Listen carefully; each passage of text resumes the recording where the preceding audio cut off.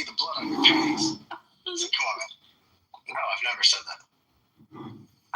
They pretend like nothing happened. And I stand that there was violence that day. The end. Oh, and Trump was really excited. FBI. It wasn't just a random day. And yeah, it was only FBI agents. FBI agents and FBI agent antagonizer. That was the whole thing. And Donald Trump was one of the FBI agents giving the speech. We found out that he's an informant for the FBI most recently. Not my words. That turned out to be a lie. Maybe. But anyway, it was all the FBI agents that gave a speech on the day that Pence was going to certify election not favorable for that guy. Anyway, I've never said there were no FBI agents. But I don't know because I watched let me make it. The FBI said it though. Hey, 1 second, John, 1 second. I actually all deny that there were FBI agents there. I think it's absurd. It's almost as absurd, more absurd of a claim to be like, the only violence was from FBI agents. It's such for sure. Okay, so the statement I've made is that January 6th is not a nothing burger. January 6th has serious consequences, and also the riots for a druggie in Minneapolis were also stupid. I'm the sensible guy. The end. Could now you tell us? Now I have to go back to work because. Yeah, could you tell us what? No, I don't want to tell you anything. I'm busy. What Trump said specifically to incite the violence? When I'm done. No, I don't. I actually don't find this conversation. Okay, then your point is. Thank you.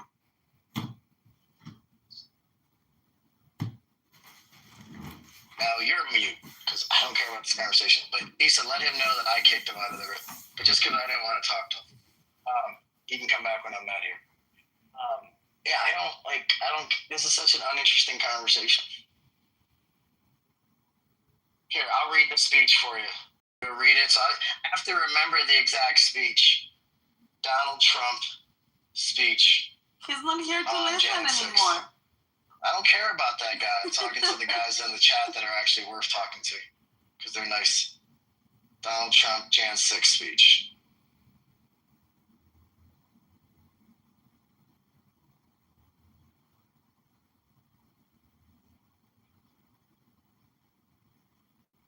We fight like hell, and if you don't fight like hell, you're not going to have a country anymore, he said to a bunch of fucking people missing teeth from Mississippi.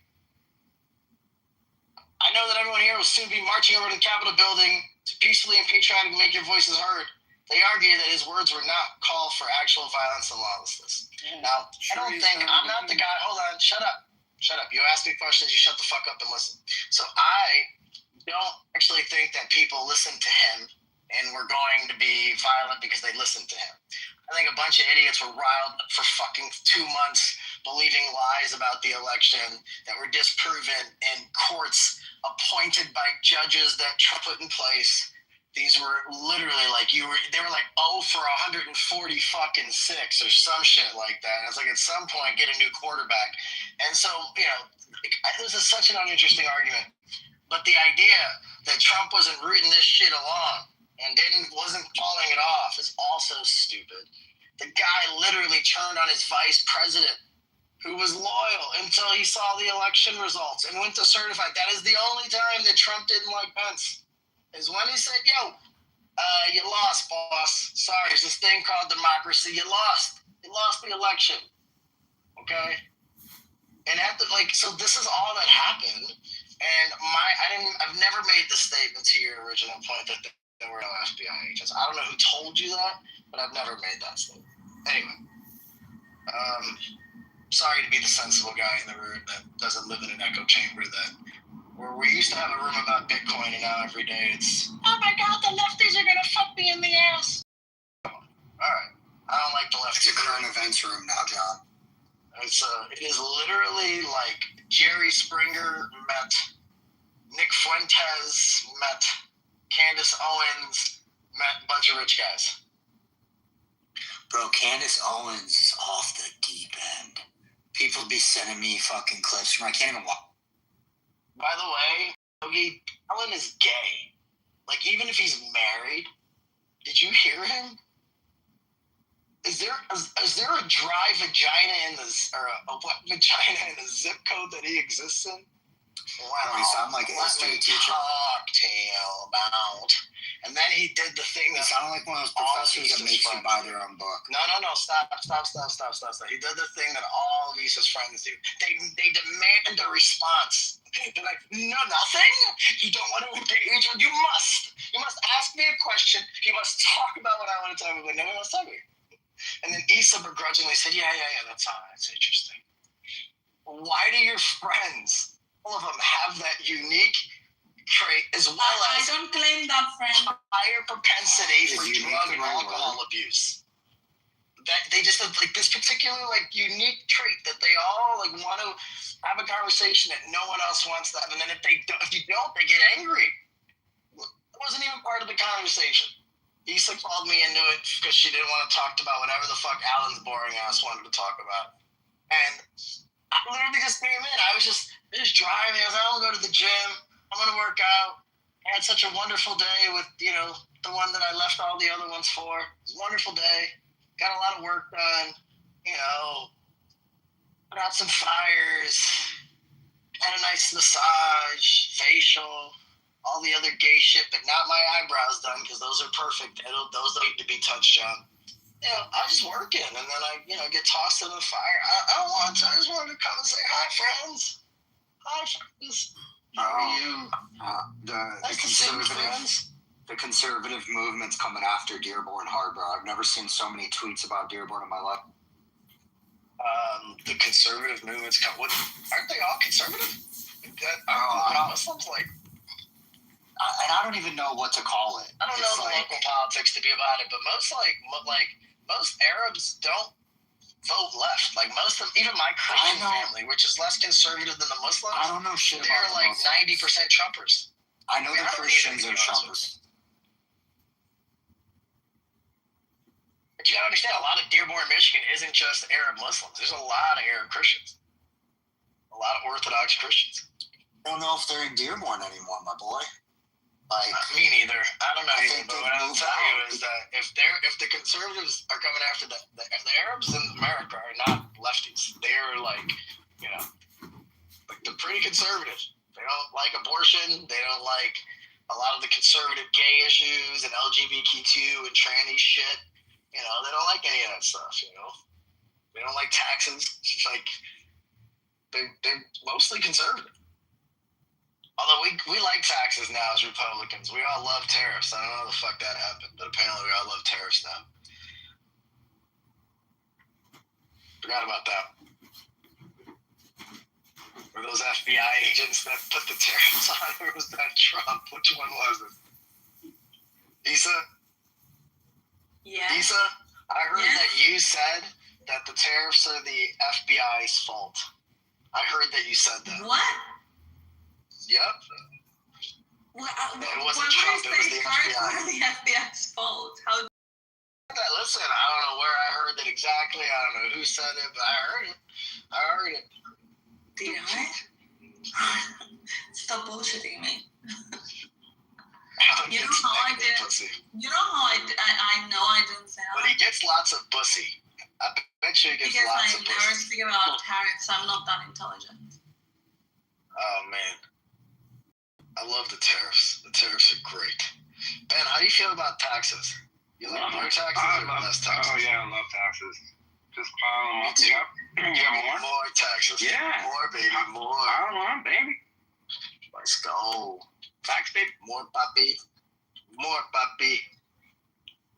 Puppy Trump. What do you like about the taxes? Oh, yeah, That they are I'm paying 30% more for everything. Isn't that the...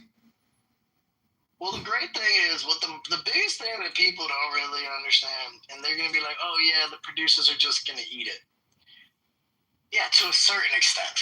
No, right? not but anymore. Then they all have to work on a competitive I mean, of course, it's not sustainable. Like, they're not going to get 30% more competitive. They're not going to become 10% more efficient and effectively, pretty fucking competitive markets like oil. I don't know, man. This is so stupid. I can't believe a lot of the Trump shit, like the Trump cult shit, is crazy. But when he got for taxes, and people were like, "Yeah, more taxes. I love Trump." What the fuck? That's my uncle. Taxis. I think that there should be more taxis, but not taxes. They're necessary. Maybe. The taxis are the scary drivers now, man. You get in a taxi now, it's like fucking. You basically are gambling for. Hey, John. As the resident communist leftist in the room, I heard that you were advocating for pregnant women to take Tylenol. Do you want to respond to that? I was advocating for women pregnant to take Tylenol. The thing is, I'm trying to come up with a really funny response right now, but I don't have anything. So, well, the left wants autism, so I know you want more autistic Just for the ones that he dates. Well, why? No, my pullout game is undefeated, son. I've pulled out not twice, and that's it. 2 for 2, baby. Call my shots.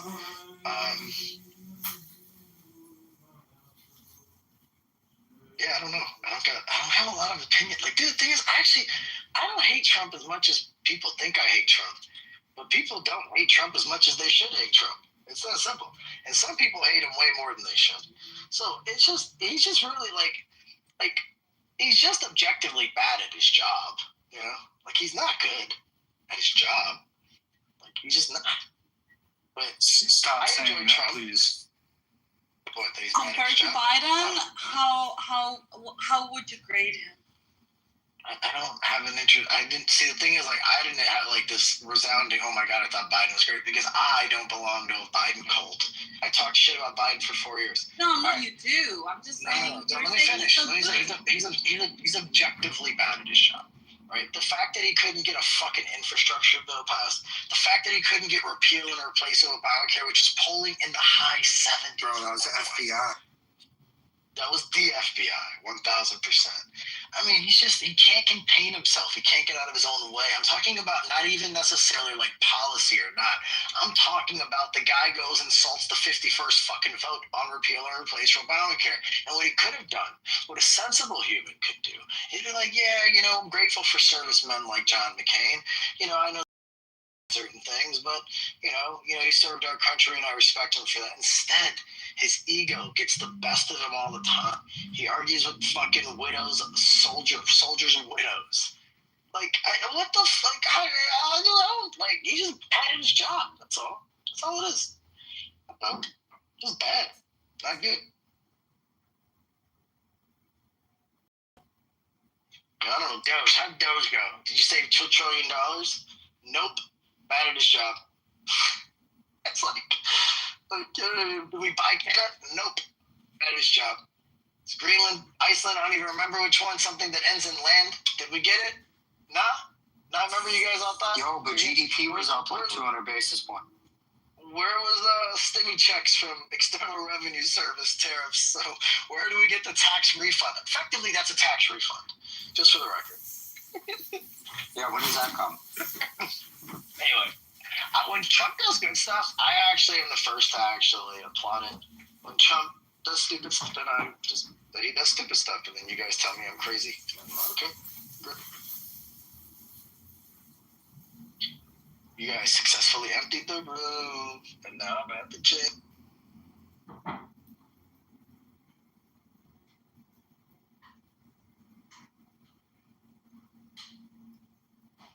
Alan was the one keeping the room full. Alan's such a faggot. Oh my god, everybody are welcome for Alan. I didn't even care. I just don't want to talk to. Like, the thing is, what happens is when people want to talk to me and I don't want to talk to them. Like, I don't, like, for instance, I never kick, what's her face?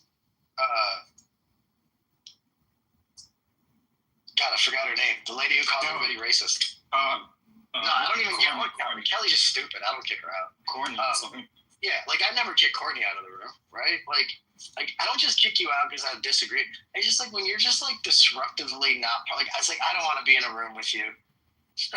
Like your friend yesterday or the rabbi guy, it's just like they like so insist. So like if it was your room, I would just leave.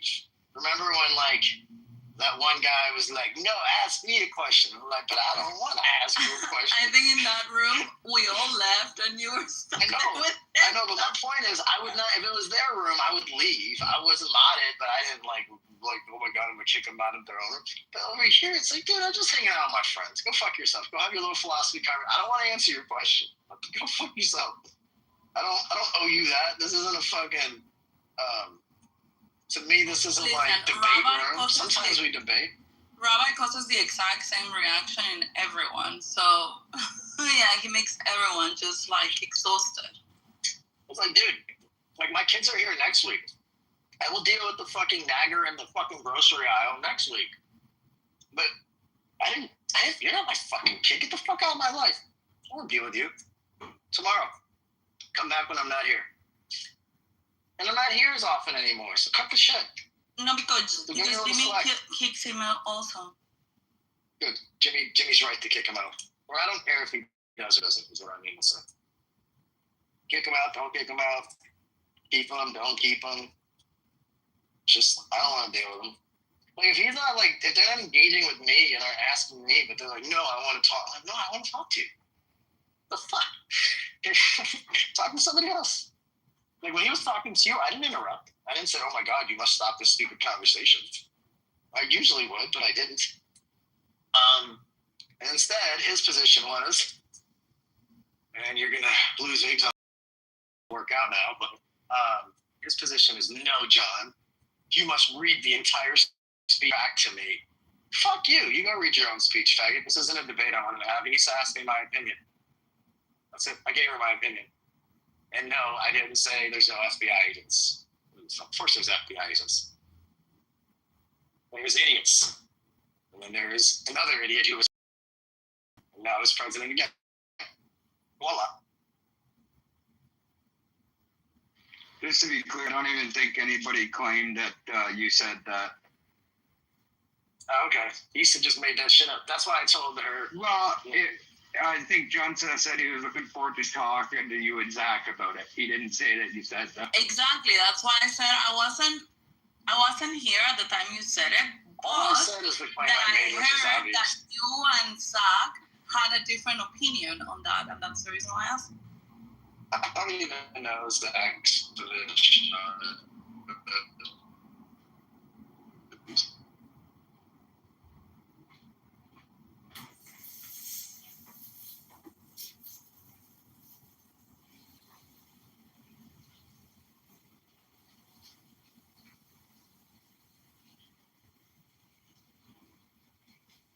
Hello? There you go. Hello? Sorry, I jumped in an elevator, guys. I told you, I'm like, busy. Oh, I should. You're back.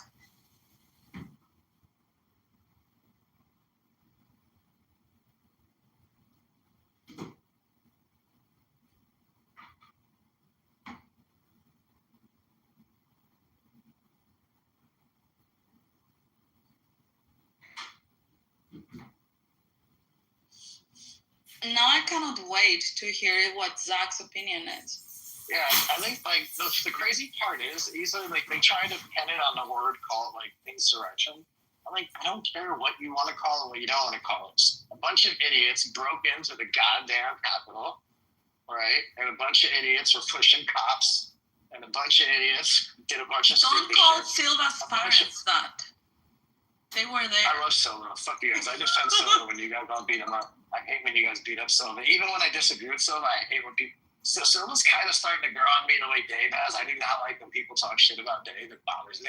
I know. But, I do it. Anyway, I gotta That's because I'm gorgeous. Why is it for Silva? No, it's just because it's just your fashion sense that really drives your protective layer. But But anyway, but Issa, the point Silva's is, parents were there. But continue. I've made a particular claim that I very rarely talk in the Telegram group, and one of the few things I ever linked in the Telegram group, they said, "Well, provide some evidence of the violence." I don't put a know 2-minute this video group. I am like, ostracized. It doesn't matter. It's whatever. It's the cafe. It's for men. It's for men. Just leave it at that. Yeah. Well, I'm in it. But the thing is, like, anyway, so I just put a 2-minute video where, like, there's clearly stupid amounts of violence.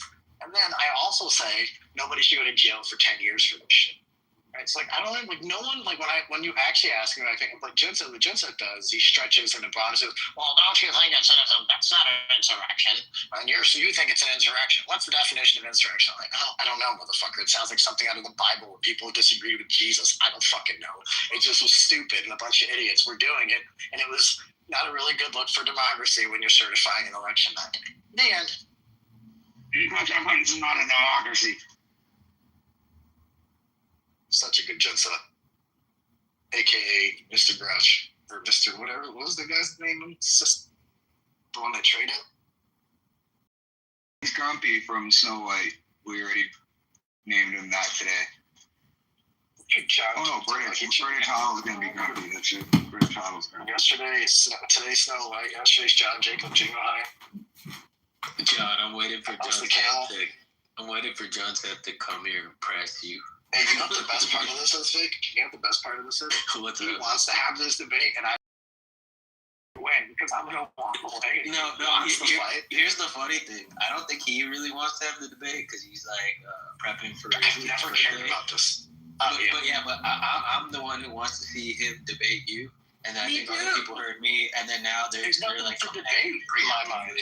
The only point he brings up is, the only people that were violent were the people who got shot with rubber bullets in the face. I'm like, that's almost as dumb as a claim as the FBI. Not that John was making that claim, but that the FBI is the only, whatever. I don't know.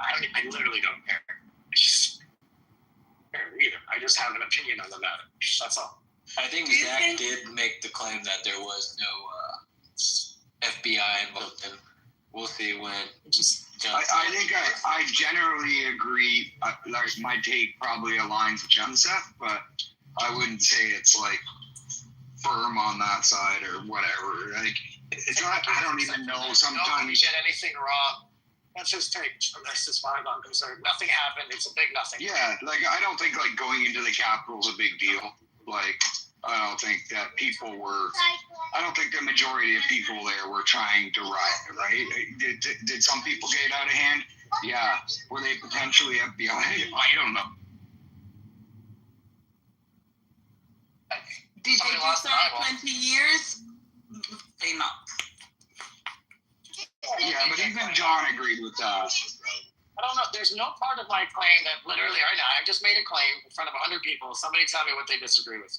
Dave's making a point right now, and I want to list soon. So at some point, I'm going to ignore you guys and say, look at what I'm doing. I disagreed. Or I didn't say you said anything false.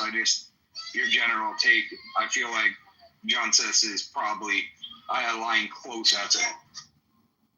The thing I find weirdest about the January 6th shit is, like, they basically just, like, let people go into the Capitol. Like, that could have been so easily repelled with any amount of, like, actual police. There was, like, no one there.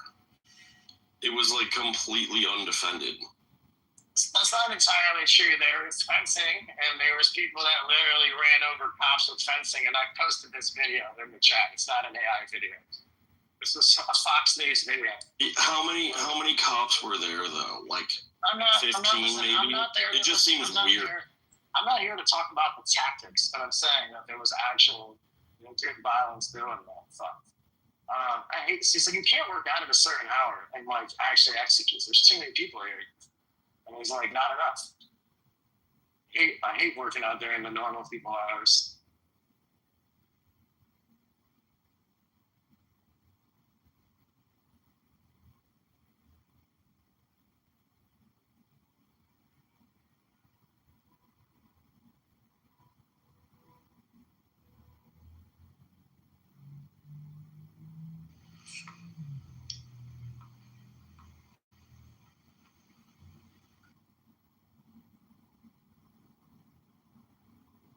So now that we know that feds are involved, doesn't it make the lack of police presence that much more suspicious? The fact that the thing is, the only person that's going to disagree with you is me, and then I'm not going to. No. I mean, I'm kind of talking to you, John. I'm just like, I don't have a I think what's more likely the Occam's razor is that no one really expected what happened. That's it. To that level where it was going to get. But it was well announced that there was going to be a gathering on. And it was well announced that they were terror threats down towers with airplanes once. You know, like I don't know. Like I'm not a security expert, so I don't have like. And neither are you. It's so dumb. Yeah. It's so dumb to think that nothing happened. It was a bunch of FBI agents that caused domestic violence to suppress, come on, it's just. I mean, if you have law enforcement, it literally infiltrating the group, and you don't have any law enforcement on the other side, it's just very. So there was obviously that's not what happened, though. That's not what happened. That's not what happened.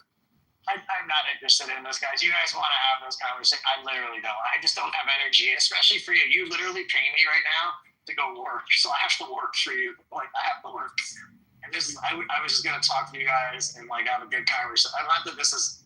It's not like adversarial in any way, not that I just don't want to waste energy on it. That's fine. I don't think I said anything. Get to work, John. Yeah, see, thank you. Oh, I missed you, Niles. It's so good to hear from you. Stupid Americans fighting with their politics. Meanwhile, I've been short since 121. You know, I broke resistance on the 50-day EMA. And Bitcoin was my guy, but hopefully you made a lot of money. Neither do I. I was just trying to do nails. Wow, that was great. It's a great Niles. Oops. Are you done, Niles? What's up, man? It's good to see you, bro. Yeah. Not much, man. This mom doing. Are you sewing now? Me? Yeah. Been sewing for a long time. Oh, I'm sorry. What are you sewing now? Not right nothing. All right. Good combo. Yeah. You're not seamstress mom.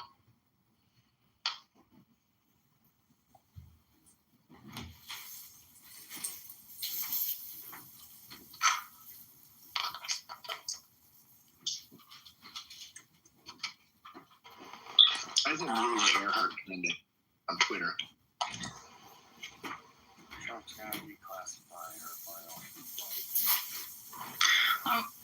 Are we done with the nothingness January 6th? Or not yet? Well, John believes it was a big deal. Jen Seth believes that it was all an AI video. I believe self-defense isn't violence. That's right. Did you just hear Jen Seth defend October 7th? Jesus, Jen Seth stay focused on Jan 6th. But yeah, guys, I'm at the gym. I literally don't want to have this guy. I just have no interest in it. Jen Seth, you're right. You're 100% right. Thank you. 100% wrong. 100% wrong. But everything's forever. No, argue. I just warmed up my popcorn. I don't like when Daddy and Mommy argue. I love it. Daddy, I'm so happy right now. You guys have no idea. Leave me be. I'm on cloud 9 today. I had like such a wonderful day. You guys are trying to bring me down. Hey, Is it cocaine? hey, you could have been on Jan 6. How can you be happy? How can you be happy when the rule of law is at risk? Lawless. The president is. I'm a scofflaw. The president is I'm a putting communist. his opponent in jail. I'm a communist. John, I thought you got to do this, bro. You got to fight like hell. Dude, it's leg day 2, and I hate leg day, and you guys are fucking insufferable humans. I hate all of you. Fight like hell. I'm You here got for to relief. get through this. I came here to hang out with my friends. I know, I hear the joke. It's silly. Anyway. Happy birthday, Joseph, to little girl. When is it actually? When's her actual birthday? 28th. It's 28. Oh, okay. Got a few days. Yeah. Not yet. Hold your horses. Today's the 26th? Sunday. Mm-hmm.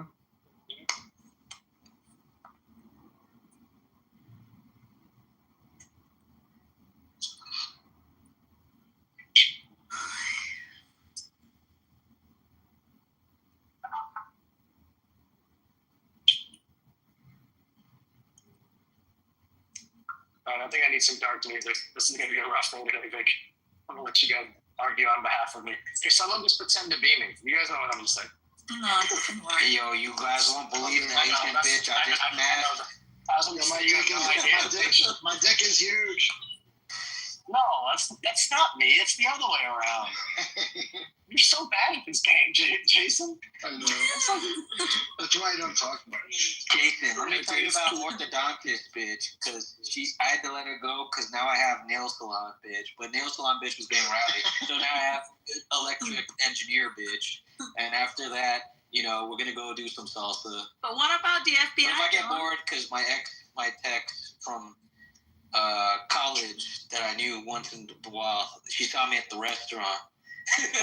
I can't do much more, John. It's not bad. It's not bad. But the the way you made it seem is they were sequential and not simultaneous. That's true. Yeah, like it wasn't like I was like one then the next. It was like it was an iterative list instead of like a roster. But Jason, you went opposite field. Like, why did you break the brand? I talk about exactly how tiny it is. Like, I don't understand. I heard you. I thought you got some feedback to the contrary last night. I know. Yesterday night, but that's also why it's crazy. I mean, again, you were saying talk on your behalf, and that was the best I could do. It was the best I could do. Yeah. No, that was fine. I know you took the outline. I was at the gym. I heard you broke your cervix. Yes, sir. Chalk it up. That's what she said. That's a lot of medical bills, bro.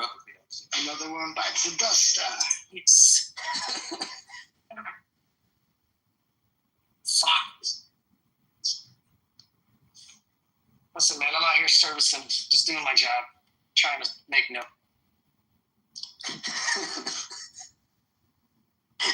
I really thought that was good, Chris. I know. Good job, Chris. So I'm reading that there were 1,200 Capitol Police at the Capitol when the protest started. Like, where were they? That's not true. What do you think opened the rope?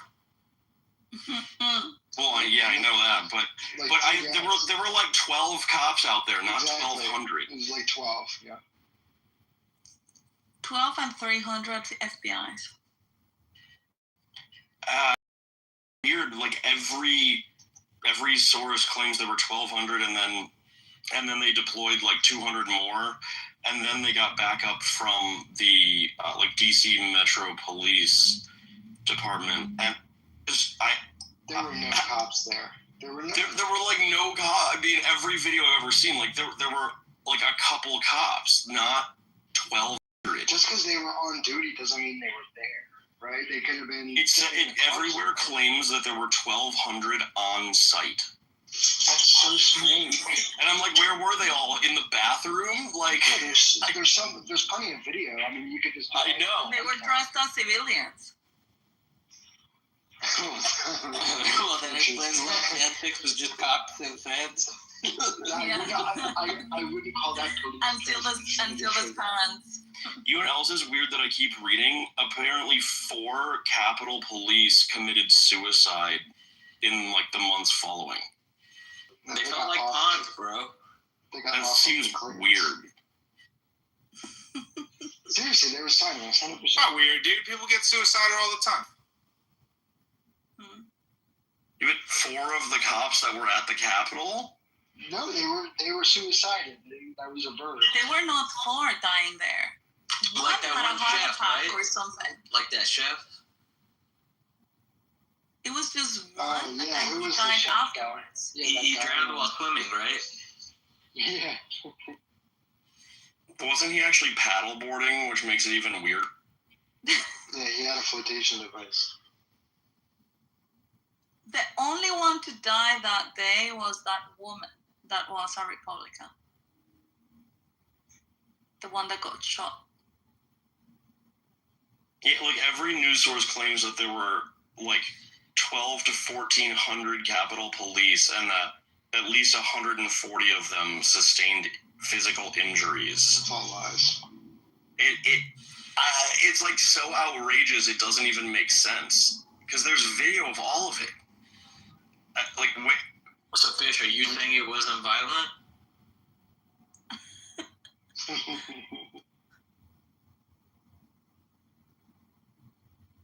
Yeah, but this is the thing. Like the Democrats, like they are completely shameless. You know, like Yeah. you're seeing it with your eyes, and they tell you a different story, and people buy it. Don't believe your lying eyes. Wait, so was Jan 6 violent or not? It was like Woodstock, less violent than Woodstock. Somebody threw a rock. I agree with Lisa. Yeah. I agree with you.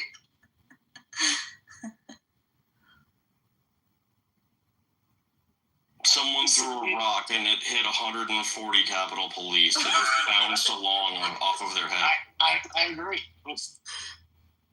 Nels, do you agree? Ibrahim's back. I'd like to get Nels. Max spinning. Just a video for a while. Max spinning. I want some Max spinning. Oh, he left. I think you're just stupid Americans. Yeah, come on, Chris. Seriously? Is that all you're going to say? Like, we want to welcome you back. You wouldn't even. You Canadians Just gonna wouldn't hate on even American? have. I'm just here. Hey, you went to Europe, bud? Hey. You're not even from a country. I was referring to European takes. They always hate on Americans. I don't care about them. Well, you say about population bigger Yes, than you do like, care about Americans. Of course. Everybody say goodbye to Isa. You guys can't even protect your own ostrich. They're so fun. He's imitating me. He's threatening me. This is the violence. Yeah, it's Dave. violence. It's violence. Words are violence. David, Chris, I've been sharing some hilarious, like, Canadian accents with Teddy. I'm posting in the chat, but, like, they read it like Walter White, and then there's this guy who's, like, Down syndrome singing Canadian national anthem, like, Oh, I pretty saw funny that. shit. No, I saw syndrome, dude. That is fucking ridiculous. That guy's not Down syndrome. That's just Put it in the Canadian. chat. He was just kidding. Have you ever had an insurrection in Canada? Yeah, we did. Actually, you remember what stopped the global problem with COVID? That was Canadians. It was? Yeah, it is. It Oh, is to Canada. but that was just a protest with the truck. It stopped on the Yeah, lights. it changed everything globally. It changed everything. You're right. Yeah, that's true. Those brave truck drivers. Where were you, Dave? I was there, Isa. I was one of the first trucks there. So it sucked Really? my dick. Hey! Oh.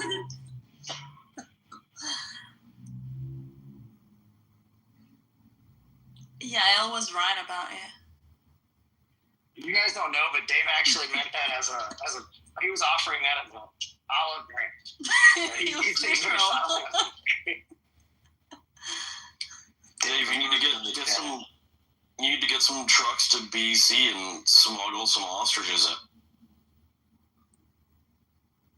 You know, if the West Coast can't handle this little ostrich deal, then they don't deserve to be part of Canada. It is a good question. Like, I can't believe, like, people haven't gotten some box trucks and just, like, smuggled the ostriches somewhere. I still don't understand why you have They're being helped. They're being helped by, like, the freaking health department or whatever. Wait, they have, like, they have, like, officers there, like, pulling the ostriches? They got fenced in, and people are freaking out because they're not feeding them properly and taking care of them properly. I need to ask ChatGPT, why do people in Canada have ostriches? So I don't understand why you're confused by this at all. Because it used to be a free country, so. But isn't it too cold? Like the only place I've seen ostriches is in Africa. No, it's not. What are you talking? There's ostriches in Florida and Texas. It gets cold as fucking Texas. Well, It actually doesn't get that cold where they are at all. I've only seen them in the savannah. Yeah, I mean, also it's near like Seattle, where it gets warmed by the Pacific. Oh, it says in the 1990s there was a wave of exotic livestock farming in North America. Farmers began raising ostriches, emus, and rheas for meat, leather, feathers, and oil. Some farms. Also, in Alberta, eggs. Like ostrich eggs are a big thing. Yeah, they're very big. Yeah, but you also, I mean, you can go to restaurants and get like an ostrich omelet. No. It says some farms in Alberta, Saskatchewan, and Ontario still keep them, though the ostrich boom collapsed when the market didn't meet the hype.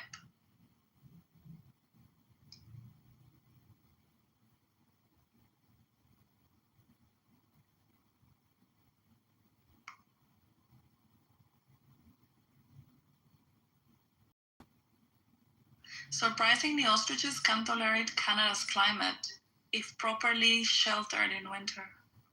Right, that's what I'm saying. They Like, just have to have a pretty barn. much it's pretty much any animal. Yeah, I don't know. Right, exactly. I was gonna say, like, it's not like they don't have cows in Canada. Sure, some animals don't thrive in certain climates, but like they can be farmed in any climate. Yeah. Because they can handle cold so long as they have dry barns, bedding, and feed, similar to cattle or bison.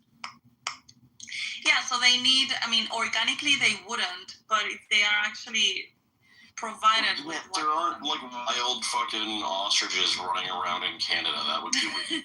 Yo, Dave, the Alberta accent's the best one. The Alberta what? The Alberta accent. Oh, you clearly haven't talked to a newfie. I don't even know what that is. Newfoundland. Newfie, get it? Sure. Ostriches in Texas, and where else did you say? I mean, they're not running around wild though. They're ostrich farm. You see if Yeah, that's Aaron what it has says. anything interesting to talk about? Aaron, do you have any interesting insights or anything? If you don't like Related ostriches, to our why are you John, sleeping on? just because you don't want to talk about ostrich, fuck off. That's what we want to talk about. No, I hear you, but in case Aaron wants to do a breaking news update. You don't want to talk about the FBI. You don't want to talk about the election. You don't want to talk No, about I answered your ostriches. question. No, that's not true. I was respectful enough to answer your question, even though I didn't want to talk about I know. it. But I answered it. I And know. you didn't have the various questions you asked, I answered. But you're a little, dude, do you have an outsized amount of friends that are alcoholics, an outsized amount of friends that are really needy, and then an outside amount of friends that are closet Adam fags? is One of them just literally, not- hold on, no, stop. One of them yesterday claims to not be gay and figured it out after he sucked the dick. Okay, that's what we're talking about. I'm not making this stuff up. Who are you hanging out with? Ask Asa's friends. I don't know, but she lets him in here. Dude, he just wanted to be Ewan. sure. His name is Ewan. I thought for sure it was David. And he And says that he having was calling me. He was calling me. This guy simultaneously, before I knew this particular factoid, was calling me GA. yeah, and he says that having sucked a dick doesn't make him gay. Is he Jewish or is he Muslim? Does it make his gaydar work out? No, I don't know what he is. What by his definition does make you? I don't know. Other actions You that would can need to ask him define next it time better? you see him. Because I think that's the most, like, of all the things, that might be the most. You're on your knees or not? Like, come on, man. Is there a better way to confirm that? Like, how long did he do it for? Did he do it for a minute, 5 minutes, 10 minutes? Did he wait till he finished? Did he's like, no, okay, I can't make it. See, these are questions that need to be asked.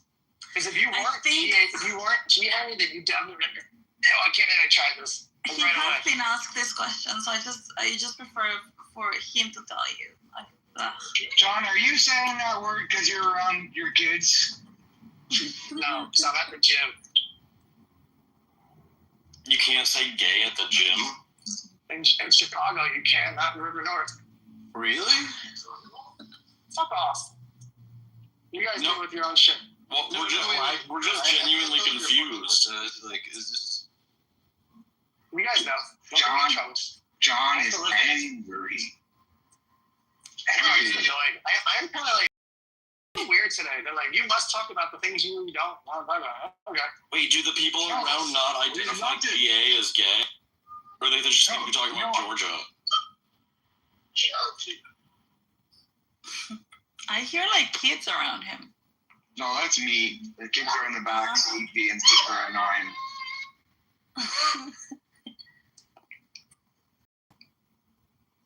I thought it was John's kids. They're not annoying. I just heard them. It sounded like when he's. They're fighting with each other a bit.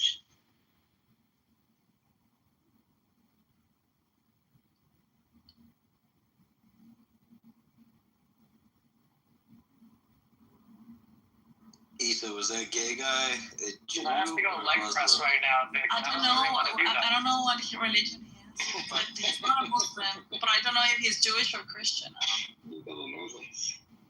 I mean, you told me Definitely you not. have a lot of these people coming into our rooms because you have Jews and Muslims following you. Oh no, because they are the ones that I usually hang out with, or the one. But no, I don't know. Some people follow me, Vic. What can I say? So you have gay people that are still. I got all sorts of people. You I are get along with famous. everyone. You're totally famous. Yeah, I'm super You famous. don't get along with Lee. Yeah, he's always picked a fight with Lee. Lee's just fucking quiet, mind his own business. He's gonna be like, "Yo, Lee, you like blowing up buildings?" Like, fucking 0 to 100.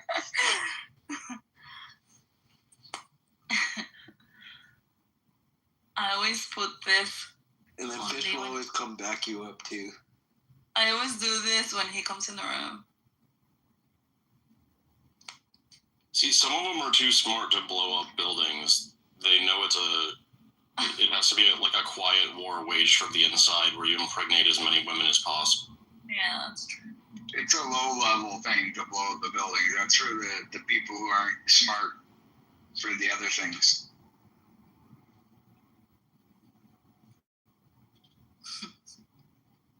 Just like I'm sure the Japanese didn't send their best pilots to kamikaze.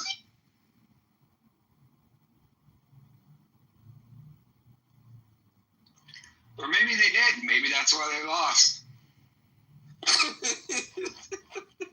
Can you imagine? It's like someone you know, like it's like Masa Yoshizan's like great grandpa was a kamikaze pilot. But it's those like the richest in Japan now. That'd be wild. I think Vic is my favorite Muslim. Oh, thank you. I think he actually might be Korean, Dave. So I'm not even right. There's a lot of like Japanese assimilated Koreans.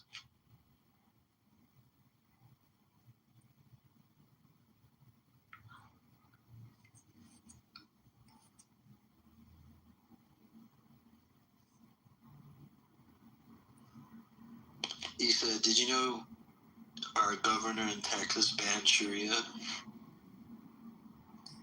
Who? Cruz? That Cruz? Yeah. He's not the fucking governor of Texas, Issa. I don't know. I don't know who the governor is. I just know. Yeah, it was Ted Cruz, the governor of Texas. Okay, so who is the governor of Texas? But did he ban Sharia? That's good for him. That's space. It's Greg Abbott. It's dangerous once you allow these things to come into your place. There are a lot of neighborhoods where the police are not able even to get in anymore. Oh, I saw a video today of a police guy telling a Jewish guy, "Oh, well, you know, like you're in the middle here of a protest for Palestine. Maybe you shouldn't look so Jew, you know, like you should look less of a Jew if you want to walk among Muslims." Who's blaming the looking Jew? It is a problem. I mean, the little hats are really gay. I don't care, but I mean, you cannot blame someone for looking too Jew so that people don't hate on We him. know. I always tell people you probably shouldn't try to look like a Jew. No, I think that's horrible. It's a hard world for an artist. You draw a Jew at a protest, you're anti-Semitic. You draw Muhammad, you're acid on your face, you know? It's like it's a hard world out here for these artists. That's true.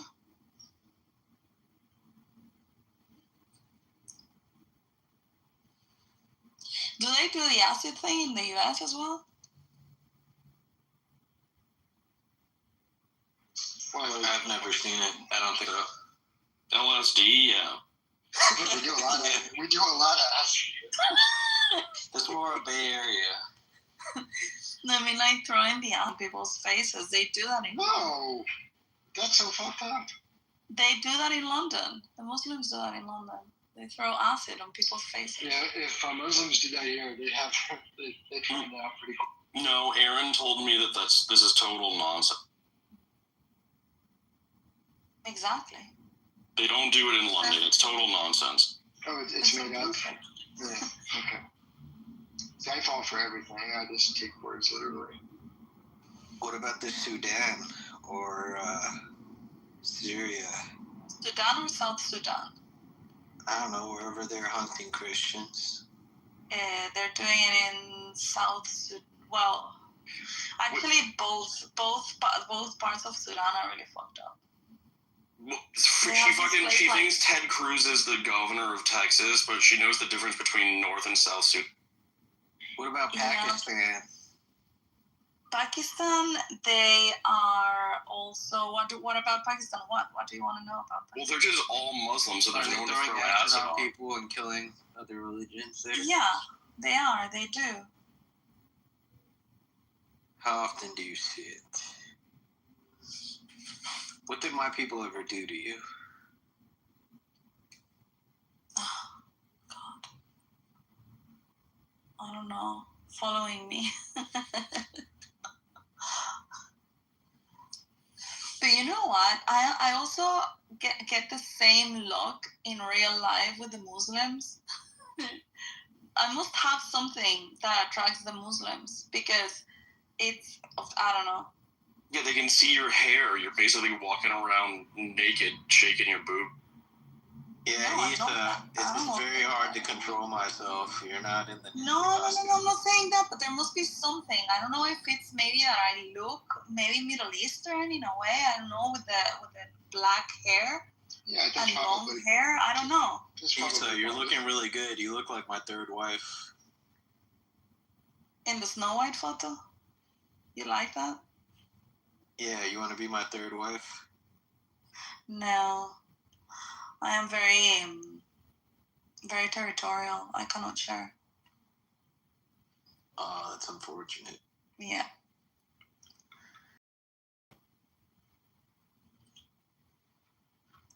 But yeah, I don't know, your people. Your people.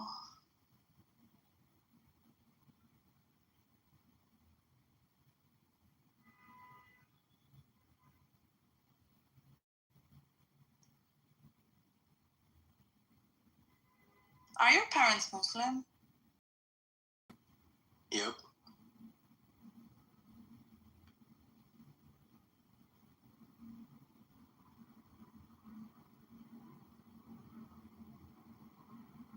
I would have never thought that you were Muslim. You're cool for being a Muslim. That's mean. Yeah. And What makes me cool? Oh, thank you. I don't know. You joke. You don't take yourself seriously, and you make politically incorrect jokes, and yeah, you're just fun. Muslims are not like that.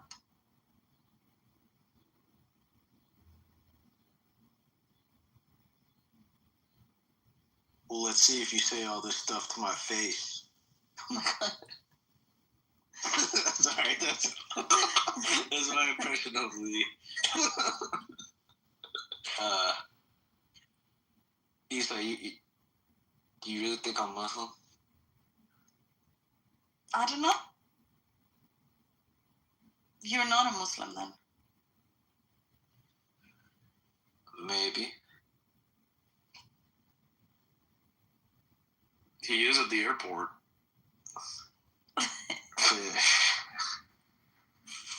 How do you know about all these randoms? Did you tip someone off?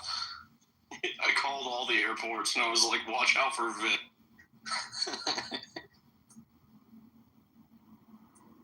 Funny fish. I actually did have like a full-on beard, and I just like I finally cut my hair and the beard and everything.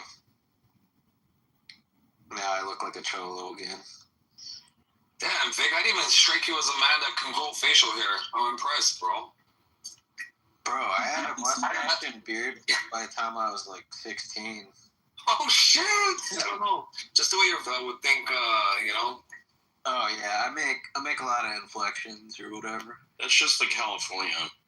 Yeah, I'm a troll. I like to laugh. Have we ever asked you, Vic, what your Indian name is? Like, It's Kumar. is it Kumar? Yeah.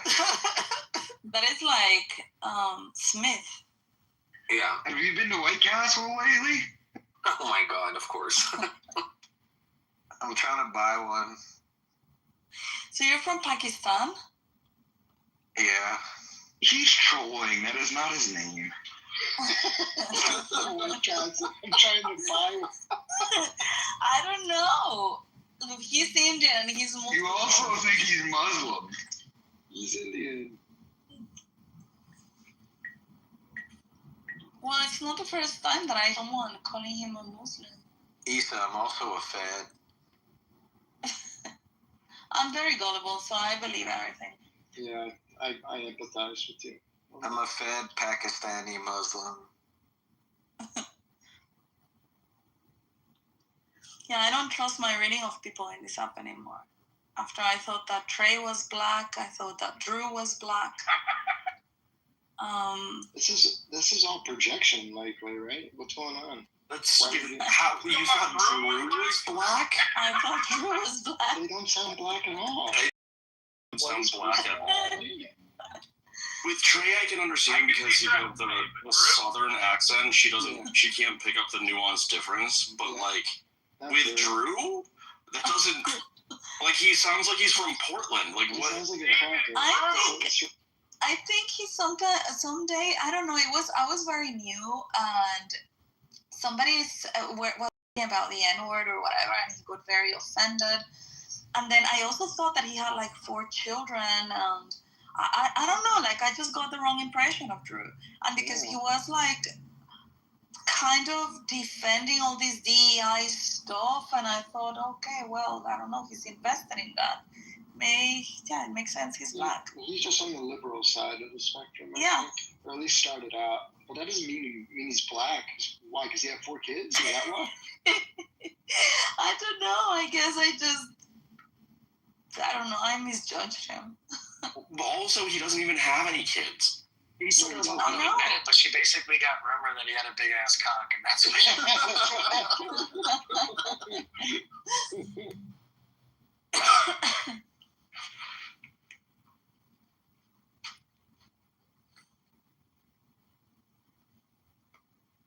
Hey guys, sorry about earlier. I think my brain was so taxed after today that I just didn't have like brain power to like want to debate. I think that was where my irritability was coming from. So Well, whatever, sorry if I was John. You irritable. blame the tariffs for everything. Well, you wanted me to fucking dance, monkey. You're gonna dance for me, monkey. Dance. No. I didn't want you to hourly dance, rate, monkey. motherfucker? I wanted to see the cockfight. You know, like the chickens going at it. I was just there with my popcorn. Yeah. Damn, I wish there was more than one Smith machine at the gym. That's so stupid. I never have to use the Smith machine.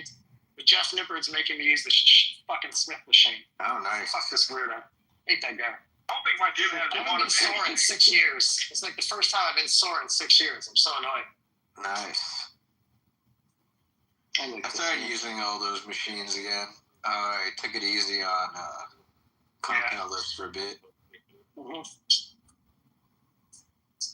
I can't believe you guys were talking about my cock. Issa was... Drew, you're black, right? You got a big old, like, fucking 13-inch cock. 4 kids all with different... Issa's asking. No, but he knows already. He knows Oh, my he knows thought already? was- yeah. Oh, okay. Oh yeah, Right? I told you, Drew, that I thought you were black at first. yeah, we've talked about it. Baby mama Drew. Yeah, black with kids out here in these liberal streets.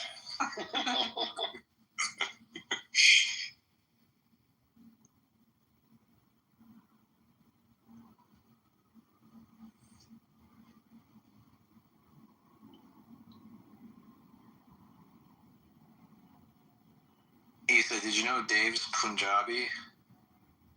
No, I have seen him already. But I don't know. I imagine Dave to be chubby and short and with glasses. And then he was completely opposite. But that's how I imagined him at the beginning. It's so rude. Chubby and short with glass. Well, to be fair, I imagine he says a 400-pound man. A truck driver, 450 pounds. I love Hairy my chest. truck. I love what I do. Hairy chest. Oh, it's nothing to do with being a truck driver or not. It's just are usually like, yeah, manly and I don't know. Sedentary. Yeah.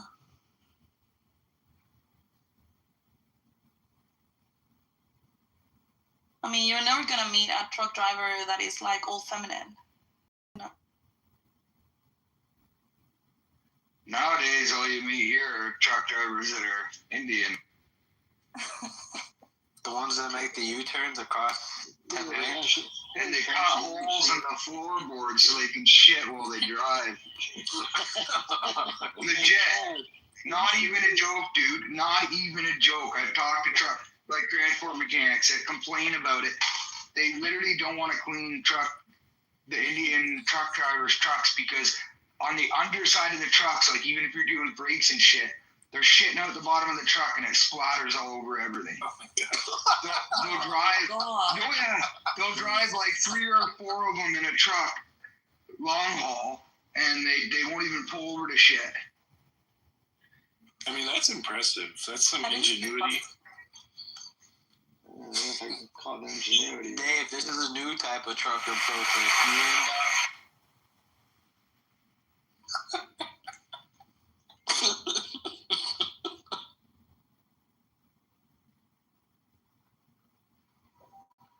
It is true, though. That's exactly what happens. There's no stopping.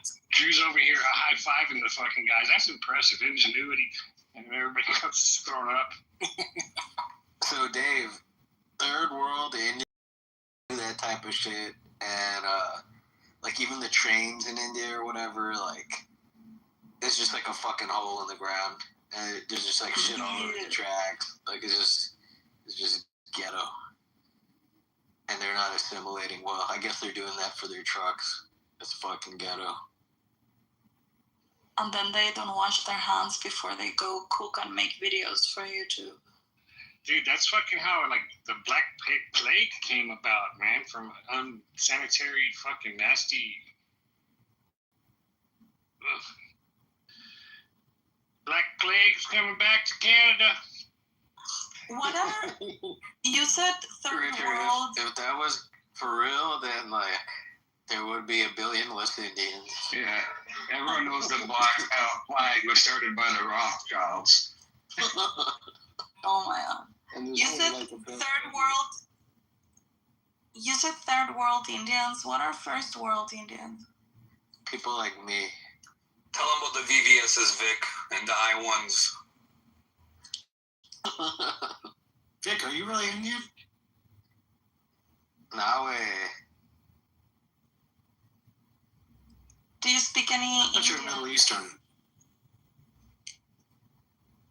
Yeah, No, right. mom is with. Hey, that was very Mexican. Calio. Do you speak Spanish? Un poquito. Sí que mucho bonito. No mames, way. That one was very La Mexican. casa bonita. Sí que grande bonita. Sam, do you speak Spanish? I do not. Yeah, he's And I get cast out. I get a lot of Mexicans give me shit for that too. yeah, you're a white wannabe. White wannabe. Okay, whatever. Look, I was born here. Okay, so my parents were born here too. Heritage? My parents were born here too, and they never spoke Spanish in the house unless they didn't want us to know what they were talking about. And, so that's how it worked out. But we kind of got the gist of it after a while. We started to understand a little bit, but yeah, it was never taught in the house. And I'm thankful for that, actually. Hold on a sec. I just want to ask Nils something. Nils, are you there? Yeah, but I'm not really listening. What version of Bitcoin do you run?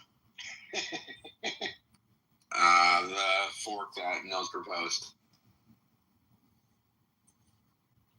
This is Chris. Is Chris hanging out with Nils? No, it's just he Yes. spoofed his account. It's his alt account. You didn't know that Nils was trying to get his views up, so Chris is doing some consult? Let's check if it's Tidwell. When's the Atlanta Bitcoin conference? Tidwell would have loved that joke.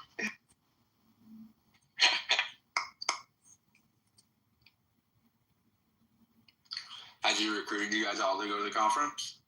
He's tried desperately. He's trying, yeah. He's been in the room quite a bit. Are you hanging out with Nils? Yeah, we're playing pedal and kiteboarding over in Spain right now. Padel? Where? Sure. In Spain? Yeah. Are you both sitting Indian style with your shirts off too, or no? Yeah, I asked him, can I use your account? I can't get on Clubhouse. Temporary account. Wait, didn't you say something about being in Toronto earlier today? You're walking on King Street? Dude, you're just so dumb. I don't know what I can... Yeah. Just change his name. No, because this is... I follow this account. It's blowing Dave's mind. Yeah, I don't know. I'm confused too. I'm pretending to know what's going on.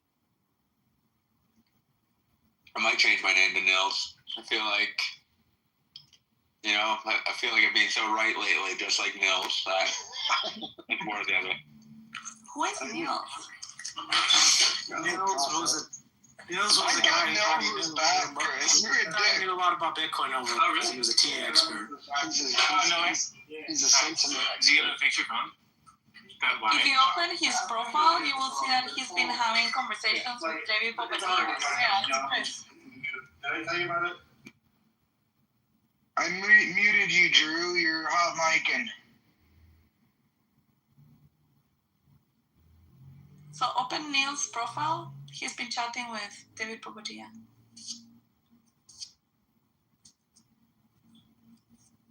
That's how I know it's Chris. Yeah, that's how you know. That's how you're Richard. I don't think Nils talks to Richard. You're the only person that responds to David Popotia.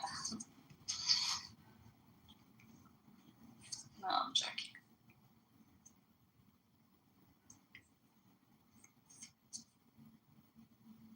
And your PTR is a screenshot of a PTR. That's right. Dave, I got hit by a car today. What? I was skateboarding in Mississauga. What are you, 12? No, my electric skateboard. We got to shoot, and I realized, fuck, we're not going to get home by the time. There's a lot of traffic. I'm not going to get home to get, our dogs from the daycare. So I, skateboarded 22 kilometers. It was faster than driving. And then some woman fucking, went to go, didn't, drove across the bike lane and didn't, look. I fucking, slammed on the brakes and, slammed into her car. I'm like, you fucking idiot. She was so scared. She was in the right lane. You were going in the same direction. Yeah, I was on the bike lane beside her, and she turned to go into a parking lot. Very few people check their mirrors in that situation. Sorry about that. It didn't hurt, but it just I didn't have a helmet on or anything, so I was a little scared. But were you able to jump before impact? So that helps. Yeah, I jumped off. I was hitting the brake, and then I had jumped off, and then kind of just ran into her car basically. How's the skateboard? It was fine, but it just made it home. It took me. I was was averaging 30 kilometers an hour with all this stuff. Was she super scared? Yeah. She wouldn't even roll down her window. And I was just like, She didn't roll down her window? no. I think she thought I was gonna like she just she's like, I'm sorry. That's so funny. Did you have to was it, Chris? It was hers. Like, other than the fact that I don't know if it's legal for me to be going, but she was not expecting someone to go 45 kilometers an hour. Obviously, that was her fault. She would have done it if it was a bicycle, also though. Yeah, but anyways, I don't think bikes can't. I guess, yeah, she didn't look, and I had to slam on the brakes. I am told that anything that happens to me while driving is my fault because I should be in the kitchen. No, Chris, you're retarded. If you're going 45 kilometers an hour without a helmet, you're fucking retarded. Yeah. I do see your point. I just didn't have one on me. Like, I just had the skateboard in my car. And I hate wearing fucking helmets. Do you have helmets the size of your head? Dave saw me rip on my skateboard the one time. Yeah, it does rip. I also got to drive it down his hallway.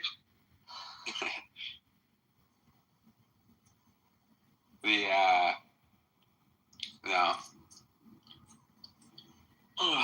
You guys still on the ostrich talk, though, eh? That's big convo in the room. Did we get an update today? You have boots on the ground? What's up? I know nothing about the ostriches. Oh, okay. Although I did fly my drone through a bunch of birds today. I almost had a bird strike. It's pretty awesome footage. Okay, so I'm going to Hood River tomorrow. Oh, dude, that's awesome. I've always wanted to go to Hood River. Oh, no way. I thought for sure you'd been before or something. I was thinking about going there to get my, learn how to teach kiting, but I didn't. But it's always been on my top of my places to go. It's just, the time to go is, if it was, warm in the wintertime, then I'd go. But it's just, the time to go is, now, right? Where? Beautiful. Where are you talking about? Hood River. Where is it? It's in Portland area. Okay. It's on the Columbia River. It's got it feeds from the ocean or something like that, doesn't it? Or it's got it's really fast moving river.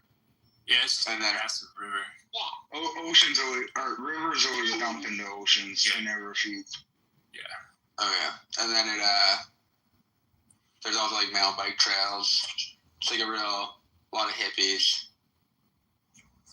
Yeah, it's a good hour and a half outside of Portland, and it's just a good, I don't know, it's just a fun, old-timey vibe, and it's got a lot of nature and recreation, outdoor recreation. How close are you to Vancouver? Very close, Vancouver, Washington, yeah. Yeah, I got a cousin that lives there. Oh, hell yeah. Yeah, I know lots of folks from Vancouver, for sure. Drew, you need to get up there and fucking smuggle some ostriches, okay? No, you're thinking Vancouver, Canada. That's oh, wait. Are you talking... You are probably talking... No, I was talking Vancouver, Washington. Okay, we're yeah. He's a Bitcoiner, too. Oh, no shit? No, I'm pretty close. Actually, Vancouver's between where I'm at and where my sister lives, too. Vancouver is the nice suburb of Portland. You see, he sounds clearly black. He doesn't at all. I'm trying to pick out what it is that made you think that. I'm joking. I totally thought you were serious, Issa. I'm God, you're so not American. Well, she used to think you were black. No, that's true. And it was for a few months, actually. Why, just because he talks about basketball occasionally and all of a sudden he's black? I don't know, but there were different cues. How much mileage can you get after your light turns on, do you think, roughly? In a car, it's usually 50, but I've experienced it only be about 30 in a rental car one time. It depends on the car. Well, I feel like you're talking in miles, right? And the Because driving conditions too. I feel like I've kind of gone like 50. 100 kilometers. Most things are like 50, but yeah, some smaller cars it's more like 30. My girlfriend's worried about the light turning on. I knew we weren't. Like, I saw when I left her, and she had like 25 kilometers to go, and it still wasn't on, and I was like, "You're good." Well, And I'm like, you know what? That's. I'm like, just like she's all worried. I'm like, I will give you $500 if you run out of gas there. Now you don't have to worry. What is it like? What is 25 kilometers? Like 12 miles or something, right? Yes. Yeah. But why are you poor? Why are you driving like this? It's poor for time, but like that's time, not the money. Do you even have a car, Isha? No, I don't have a car since 2015. I've chosen not to. You don't even have a skateboard. No, I don't.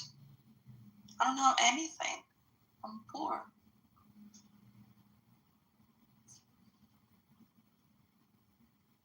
You mean European? That's right. Hey, Ricky just showed up. Why do I want to have a skateboard?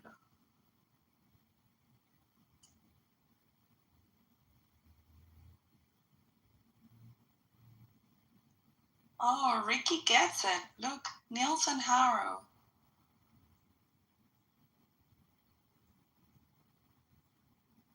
Little does he know.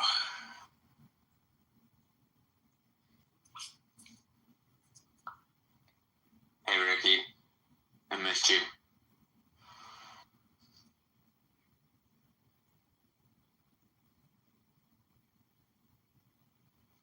Come on stage while you make your bacon.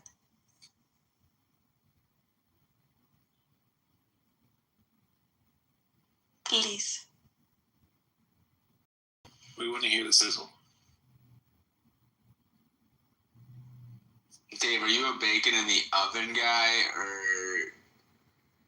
how do you cook your bacon? I can eat bacon anyway. We do it in the oven if we're doing large amounts, or the Blackstone is really nice. Did you get a Blackstone finally? I've had one for probably a year. You've been on the tap for 4. Yeah. Dave, do you have the flat grill, or do you have like the open flame type of Blackstone? The flat grill. Yeah, the griddle. Yeah, those things are awesome. Yeah. My sister just bought one, and she makes breakfast all the time now on the weekends. So I go down there and have some good meals. Yeah, breakfast is good on it, but pretty much anything is like I barely use my grill anymore now that I have Blackstone. On my barbecue here, I just have my condo came with a barbecue. I just bought a griddle cast iron griddle to put inside it, because I'm never barbecuing. It's always going to be a griddle. You get such a nice sear on a steak with that griddle.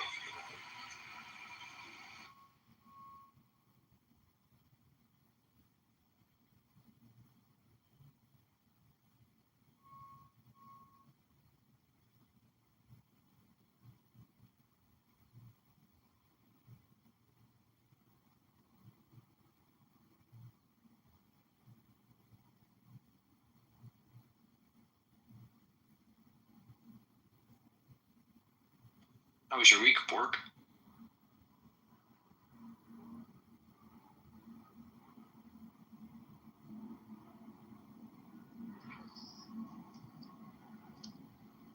Pork is done, right? Yeah.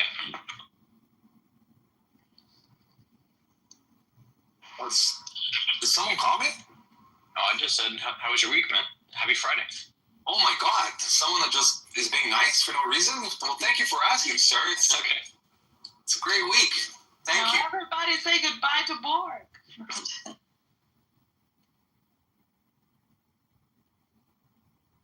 It was a good week, so nice. How was your week? It was crazy. Yeah. Tell me more. I'm like trying to get through jury duty, trying to dodge it. I'm trying to take 50 students to a conference.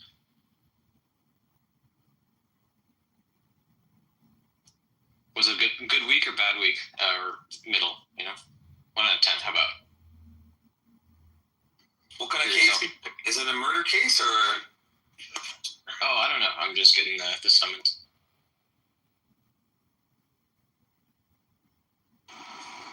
It's your civic duty, man. Just go and have fun. Right on.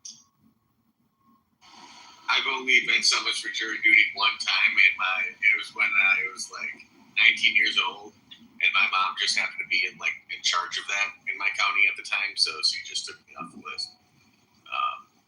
But yeah.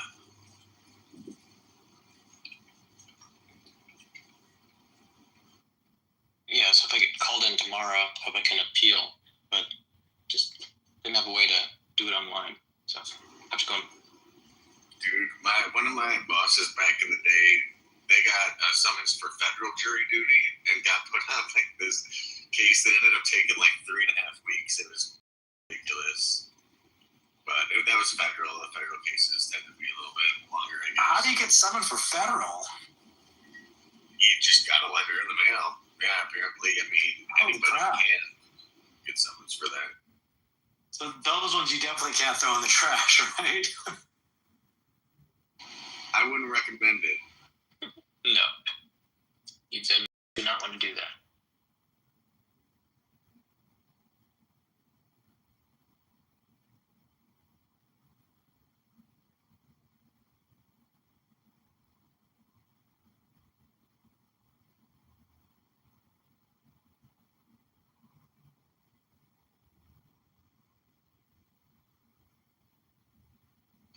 Isa, what time is it there for you? Oh my God! Don't go, Antonio, on me. Oh, I'm not saying go to sleep. It's 2 a.m. and I actually am going. Yeah, Isa, go to bed. I'll be there in a few minutes. Jesus.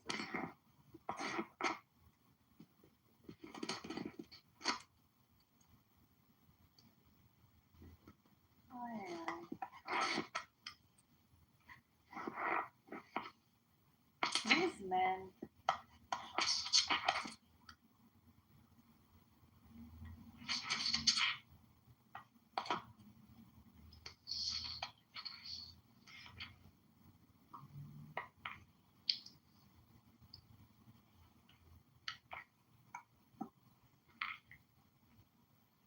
Well, Isa, the reason I ask is if you're online, I can text my sister. I mean, she's up too. What? Yeah. She's in Europe as well. But what do you mean? But Issa stays in Clubhouse all night long, so No, that's not true, Usa. That's not. I actually go. I'm good with Clubhouse. I go to sleep my 8 hours, but this week, the last 3 days, I have been staying up. I don't know. I've been anxious. I've been having headaches. It's 2 a.m. your normal bedtime then, I guess, or what? Or average bedtime? My normal bedtime is 10.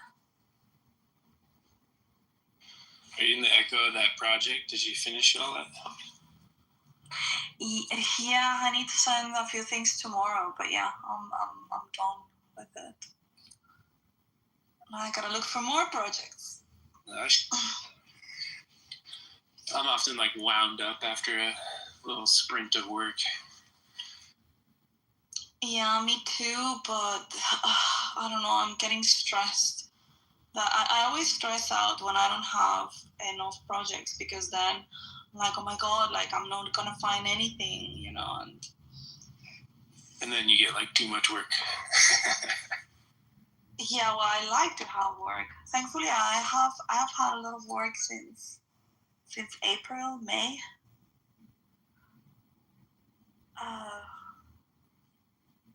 But yeah, the year is ending, and I need to see what else I get of the year, and also what other things I line up for next year. I don't know. I love being independent, but it's super stressful to have to keep looking for new things all the time. For sure, and OnlyFans gets old producing content over and over. Yeah. Exactly. You get it. Better put more content out, so I'm gonna unsubscribe. Yeah, whoever wants my OnlyFans account, just DM me and I'll send it to you. I make beautiful sandwiches. Only Isa. You're gonna get less than 0 DMs, that's for sure. Or I mean more than 0, but yeah. What kind of sandwich we talking about here? It's a sandwich sandwich OnlyFans. Sandwich edition. Yeah, are these like the French side of Switzerland sandwiches or the German side? Like, big difference. Yeah, the German side. Let's go. Do you prefer the French side? Oui.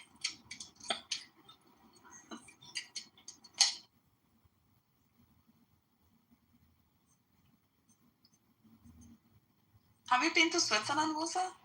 Yeah, I've been to Switzerland a few times. When? The last time I was there, last time I was there, I didn't even stay there, so I just kind of drove through. But I guess it probably would have been like 2018, the last time I spent some time. Oh, it's not long ago. Or 2017, maybe. Yeah, it wasn't too long ago.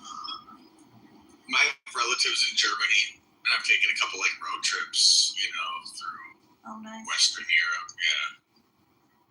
And from where to where did you drive through Switzerland? Let's see. That time I basically drove into Geneva just to get on a plane. That's what I did. I returned my car to Geneva and jumped on a plane. I was asking because the road trip between Zurich and Italy, it's amazing. It's amazing. So that's what I did the first time. The first time I took a road trip there, I kind of came down from Berlin and went down kind of almost straight down, but a little bit into Switzerland more, because I went to stopped in Munich where the BMW headquarters is and stuff like that, and then from there went to Zurich, and then from Zurich I went to Venice. So that drive was really nice. Yeah, and it was summer. It was it was July or August or something. So it was summer. Oh, amazing! Yeah, really I love it. I love the summers here. It's very beautiful.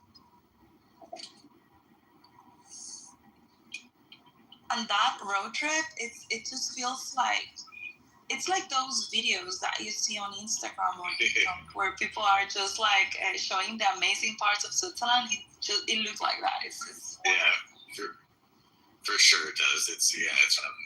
It's really neat through the mountains there, and then it's just I don't know. It really feels like mountains on one side and in front of you that you feel like you're basically crashing the mountains, and then you have on your right the lake. It's amazing. It's weird how Europe is so condensed compared to the United States, right? Like there's a lot more just open spaces and empty space between big cities in the States. But when you're there, it's you can leave a big city and feel like you're hundreds of miles away from the nearest big city, but you've only been driving for an hour. Yeah, I love Europe. I really like it. For road trips is amazing. I like the bread. They have much better bread in Europe than we do in the States. And the German bread. German bread is the best. German bread is probably the best, but honestly, even the French do pretty good with bread. Not sure better than the shit we have in the United States that stays good for 2 weeks sitting on your counter. Yeah, you guys don't really have It's not. No, it's not even real bread. The bagels were good in New York. I like them. Yeah, I'll give you that. And those are generally made, day of. If you can get anything made the same day, then you're doing But yeah, here the bread is amazing. But Germany is always like my favorite place to eat bread, and Switzerland is also very good bread. But I feel that there is much more variety in Germany.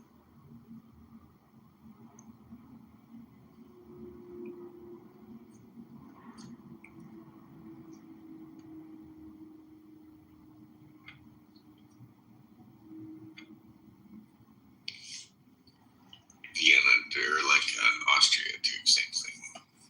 I've never been to Austria. Really? So close. No. I know, and I went to an Austrian school for 15 years in Guatemala. Yeah. I have never been to Austria, and I've always been curious about Austria, and I don't know why I have never been. Yeah, it's like Vienna is a really nice city, and you know it's not a huge country, but it's there's some other it's very honestly there's a lot of similarities to kind of parts of Switzerland. I want to go to an opera in Vienna. Yeah, that's when I went to Vienna. I went kind of just a couple years ago. Last time I was out there, I went to my parents had gotten married in Vienna, so it was like their anniversary, and we went out there and for their anniversary, and we visited family, and then we went to Vienna because I had at that point never been to Vienna. But is your family in Europe? No, my family they live here, but they just got married in Vienna because I don't know, we had some family over there, I guess, in Germany. But yeah, it was that was one of the things I wanted to do. I wanted to go to an opera, and I wanted to go to like some sort of like classical music, there's a lot of classical music, Mozart and whatever, and honestly, that was probably the best part of the trip.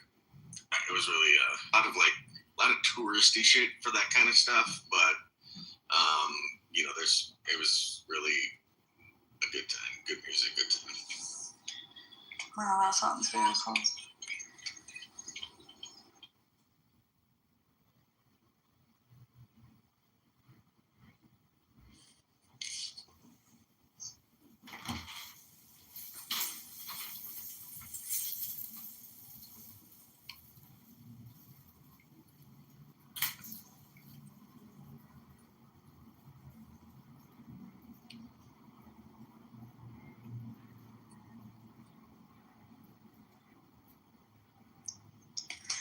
Did the room officially died?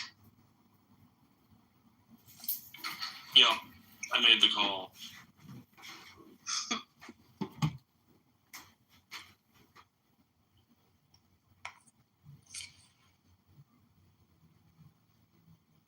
Almost back to 110. Let's go.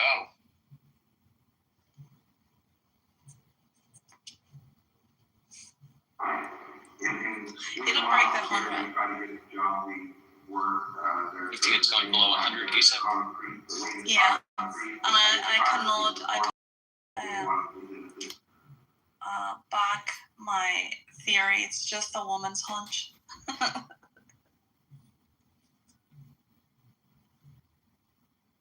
And then everybody will celebrate. Should I volunteer for my... No, then everybody will be gay again, right? This is 10 minutes of yoga. That's right. Yeah. As long as we're below. If it falls below 100, then everybody turns gay again. Fish, why did you take... Oh no, you put them back on. Never mind. I just saw that you took away the laser eyes from your fish. I never have on here. Yeah, you had it without laser eyes. And also Richard took the laser eyes from his photo. Well, it was always laser eyes to 100K.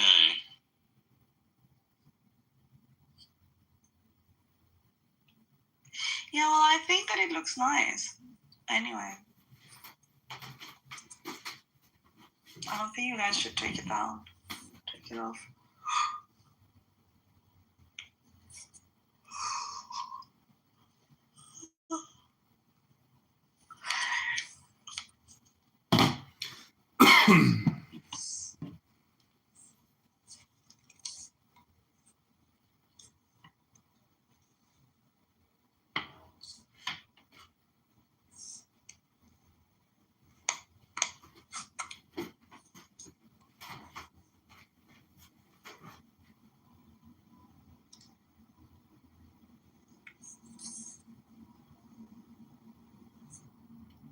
room blow up?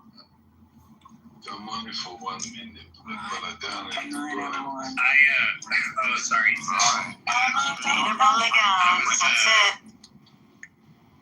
I don't know. I kind of like forgot about the laser eyes to 100K after we passed 100K, and I just didn't think about it. And I was like, wait a minute, why the fuck do I still have laser eyes? So I just decided like a couple of weeks ago to remove it.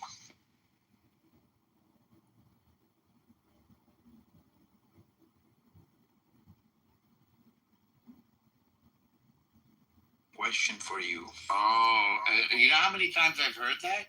If I had a nickel for every time somebody said, Normo, I have a question for you. Before you ask me, I want a nickel right now. I want 5 cents. Yes. Give me your PayPal account. I'll transfer 5 cents. All right, fair enough. All right, what's the question?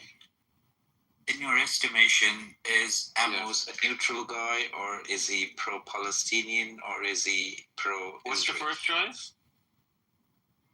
Pro-Palestinian or neutral, or is he pro-Israel? He's a classic Israeli. What are you talking about? He's a classic. Sometimes he appears neutral. He's a kibbutznik. What do you mean? This is the people that built Israel from nothing. That's who he is. He's out there picking oranges or whatever they do in his kibbutz, or raising prickly pears. I was sitting in New York studying Torah, and this guy was out there in the sun. Then he risked his life in the army for me. That's who that guy is. That guy risked his life for me. That's who Amos is. And I've said it before, Amos, right? He's a treasure. He's a kibbutznik. He's what we all dreamed of when we were little. Well, I'm listening when I'm sleeping. I'm listening, and my echo become bigger and bigger. It's okay. And I hear he's an excellent dancer. This I didn't know. That's true. And one of the best dancers is for sure in Clubhouse. Jeff says that he's better than me, but he's not. You want to know something? I've seen Jeff dance, okay? I've been out with a whole bunch of people for a very lovely person's birthday party. To dance, it's not only to move your ass and more. You have to know the dance is folk Israeli dance. You must learn this. I learned it when I was volunteering, and I was in Tzrifin, Amos. I told you that, right? Have you ever seen Israeli folk dancing? I did Israeli folk dancing. We did it when I was volunteering in Sarel. Where?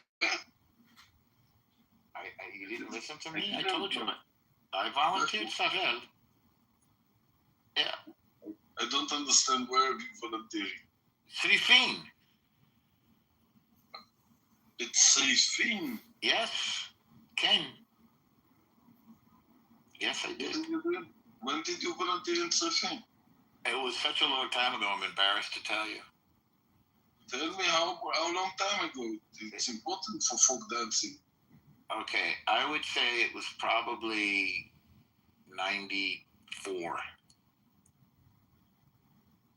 I have to go look. We just missed each other. Oh, Norma, we could have been overlapped. I doubt very much that you were in the army, but wonders are never cease. You're going to tell me you were in Tzrifin? No. I lived in Israel like a decade after you. That's not almost overlapping. Well, in the grand scheme of things, life is long, Norma. Please, don't try to get close to me. Get close to somebody else. Well, we're both good at logic puzzles. Please, go pitch your woo to somebody more appropriate.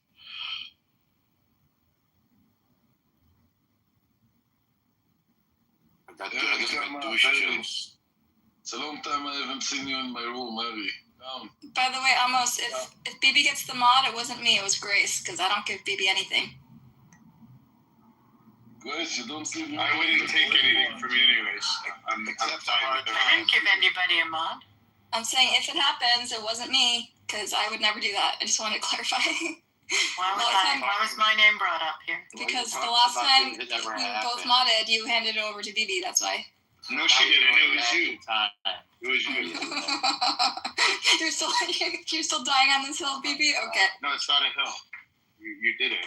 You know, I have very You're really little funny, bandwidth. BB. You really crack I me have up. very little bandwidth for mental illness. What do you think I believe? I just don't believe her. She won't stop. The problem is your What do you think I believe? your ODB, like 20 minutes ago in the room, you were simping for Listen, Bandura. Princess. Listen, I don't really trust you at all. Baby, listen to Amos. Listen. I'm talking, please. When I talk, please don't unmute. Please. When I want to check something, I check it in the end. You know, I take Grace to a private room. I put a pistol on her head, and I say, if you don't tell me the truth, I kill you. And Call me a cunt. Look at this shit. just want you to know how I get all the truth. I almost made my night. Listen, that's up to Grace. If she's got the position of being a mod without throwing up buttercups, you gotta look at that. Not me. She doesn't have to throw her, but at least drop her. So she, you know what I mean? Because she gets on this high horse where she thinks she's better than everybody. See, he's telling Grace to he's telling Grace what to do with your. No. He's telling Grace to Stop drop me. manipulating. You're a liar. You're a pathological liar. You always put words in people's mouths. Stop lying. Then what are you telling her to do? Who are you telling to drop me? Did you hear me say to do anything? Who are you telling to drop me? Anybody to do anything. I said, if I was in that position, Mm-hmm. I would drop you and then bring you back up without being a mod. Because you have a choice to be an eagle, but you choose to be a shitbird. Mm-hmm. Every single day. And it's embarrassing. Yeah. Disrespectful almost. He's telling you who to mod and who not to mod. I didn't say that. There again, a lie. You come up with, I don't understand how your brain comprehends things and it spits up lies repeatedly. Does this weird manipulative stuff work on other people, Buttercup? It must, because she keeps doing it. It probably worked in the past, and she thinks it'll work here. Sometimes people just keep doing the same thing even though it doesn't work. I think that's, what is that called again? Oh, insanity. Insanity. Wow, we're so good with the cliches. Yeah. You're not the only one. BB, that's an SAT word. Look it up. What's the SAT word? He's never heard. He doesn't know what a cliche. I know exactly what cliche is, you moron. Oh, what? Tell me. SAT word? Oh my god. I don't need to explain to you anything. I don't owe you anything. If anything, I want to know why you called the video today of the hostages being... A snuff film? Yes. Yeah, well, yeah. How could you compare that to porn? I said it's a snuff film. You know what snuff films are? No. First you said it was porn. And that's what snuff films are. It's gore porn. It's not like sexual. You don't get your head out of the gutter, baby. You still called it porn. I called it. And then you changed it because people were like, "What the fuck? Why would you say that?" And then you said snuff film. And then you said fetishizing. You're getting your head out of the gutter. Not everything's sexual. No. You're the one that's. It's not about the gutter. You called it that porn. You did that. Wow. That you think it was disgusting. sexual. I'm not the one that called it porn. You said fuck. You did. You did. I called it a snuff film, and that's a type of porn. No. You already said. A snuff film is a category of porn. You called it porn, and then you said snuff film. Snuff film. Liar. Snuff films are a category of porn. Exactly, but you said porn first. Okay. Which is disgraceful and disgusting. Only if you have a perverted mind and think that porn is always sexual. And then I asked you what Isn't it called food porn? There's gore porn. That was wrong. You couldn't. You stumbled on your... All right, baby. Are you having a bad day?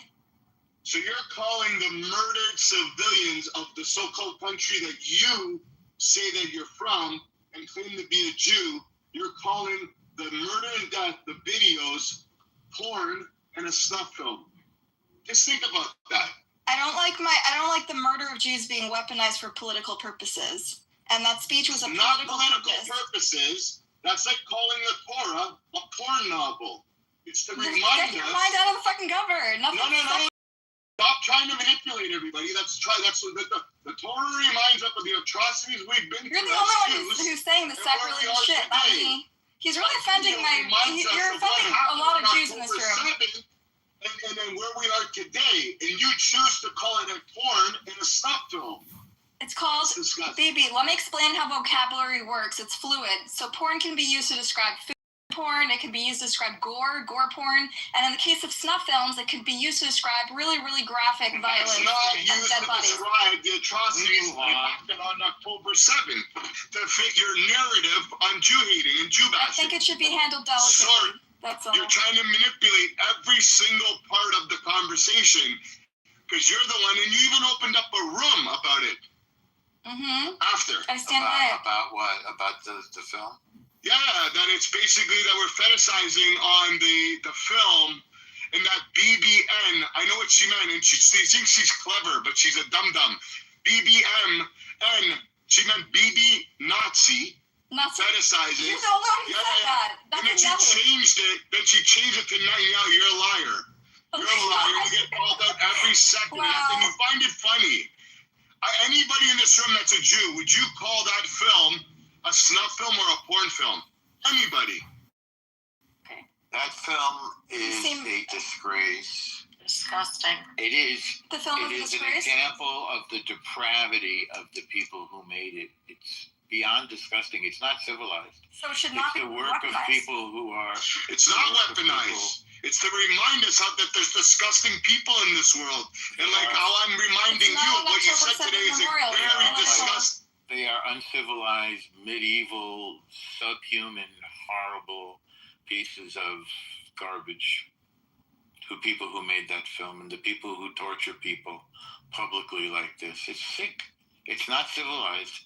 And I'm telling you, when Bibi said today, not you, Bibi, but Bibi Netanyahu, Benjamin, said that this is a war for civilization itself, when he said this at the UN today, he's 100% correct.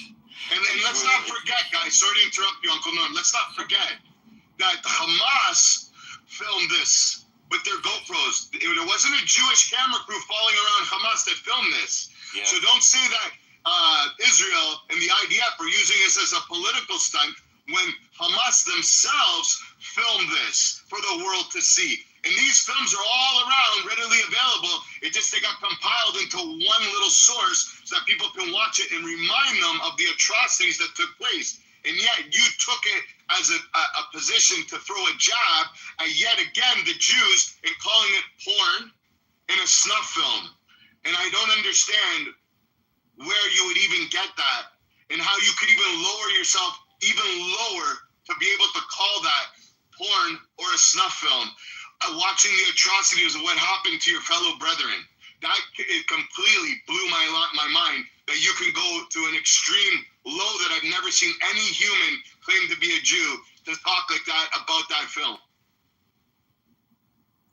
The people who voted for a Palestinian state, do they think they're going to cure this sickness with a Palestinian state? Is that what's going to fix this problem? Like to give people like this a land or something so they can do this on a more organized scale? It's boggling. It's mind-boggling. Did I tell you this, Bibi, that I used to work for Antonio Gutierrez, the Secretary General of the United Nations? No, tell me. When he was the High Commissioner on Refugees. It's the UNHCR, the UN High Commission on Refugees. Yeah, I wrote a book analyzing data for them, refugee data. And of course, the only refugees that weren't included were the so-called Palestinians, because they are refugees under a whole different definition. And I swear, I had no idea that he wasn't a good guy.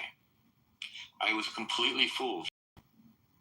I'm thinking about it now because a guy that I also worked for in his department was just promoted to be his chief speechwriter. Not going to say his name, but you could easily find it out. And I'm just finding this whole thing is like the Soviet Union.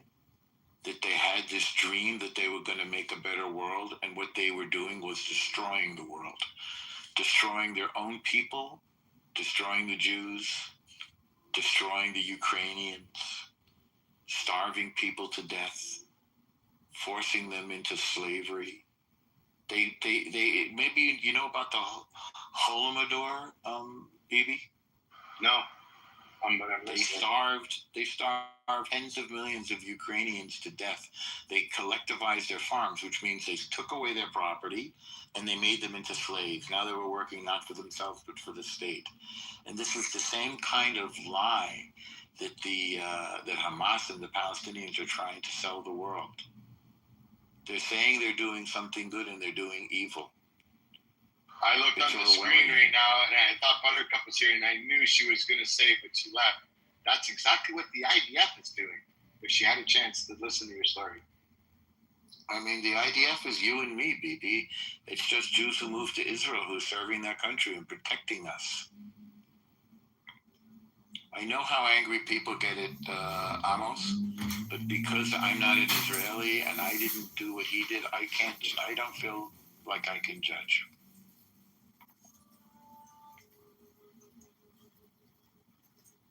I just have to love him for being an Israeli and a Jew and a kibbutznik, and for whatever sacrifices he made. I think most of the people in the room understand the meaning of what you're talking about. They do? Or they don't? Most of the people don't understand what it means. The leftist and the but I like you all, and I like more all this Enon. Who knows who is Enon?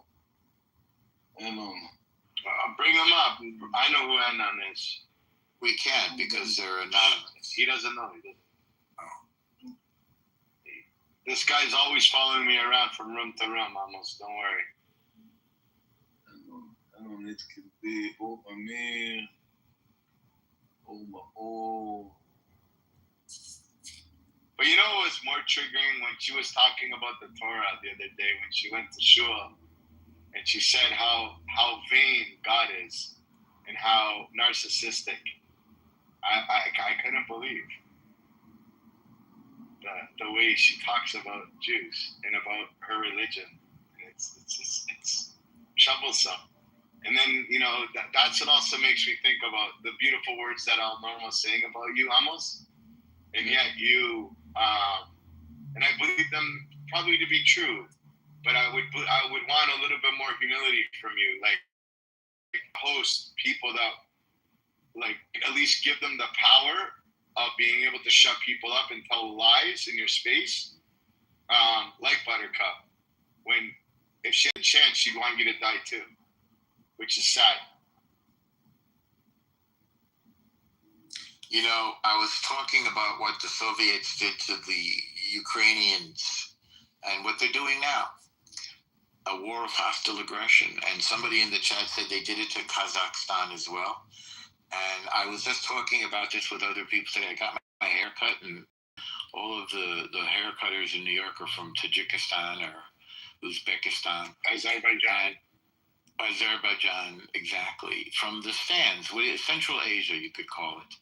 And I'm just learning now what the Soviets did to all of these people. And it's just so that in the name of good that they can do so much evil and hurt so many people, and so carelessly and callously, like they don't care about human life. And this is one reason why our hostages are so important to us, because every life is a world. Every life is important to us. And not even just like, not to minimize or dilute the hostages alone. Think about the California fires. Israel sent people there to help. Think about when the war broke out in Ukraine. Israel sent people there to help, doctors. In Syria, Israel sent people there to help. Earthquake in Haiti. Israel sent we people were there to help. Because unfortunately, we're experts in disasters. We're selfless. We want, but it's not just Jews. We want to preserve all life. That's where it actually wants to bring a tear to my heart and like cry out loud. We care that much, and people may say that that's our downfall, but I believe that's what keeps us strong and what keeps us going, is because, and all we want to do is just live, and people don't understand that we just want peace and we want to be able to live without threat of terror. And unfortunately, what happened on October 7th woke up many Jews around the world in the diaspora, right? And brought more Jews towards Torah and religion to be proud Jews and held their head high. And then unfortunately, it did a little bit of the opposite to a minority part of the Jews, where they said fuck, and they became against Jews. Because, and I truly believe it comes from a place of fear, because they don't have faith in Hashem, where they're scared, and they like cuddle, and I stand up for these people that want to kill us. Maybe they won't kill me. And how sadly mistaken, like on October 7th, and I hate to bring it up, and Jews can probably bash for it. There was many Jews that were protecting the people in Gaza, that were giving them medicine, that were helping them, that got murdered.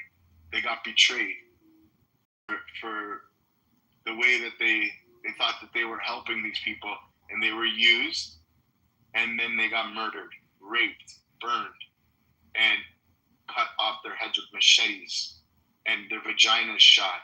The most horrific ways to die. Don't go too graphic with women in the room, if you don't mind my saying.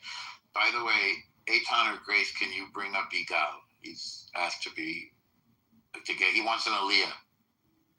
And since this is Shabbos Gadol, it's a special aliyah. Yes, I did. I got him up. Thanks, Grace. Sorry, love. What about me, Igal? Thank you, too, of course. You are Bavakasa. It was really Norm. I apologize. I'm a little bit. I want to give a shout out to my piece too. Sorry. I just want to say something. To you, Norm, you are talking about Palestinians and Russians, how bad they are.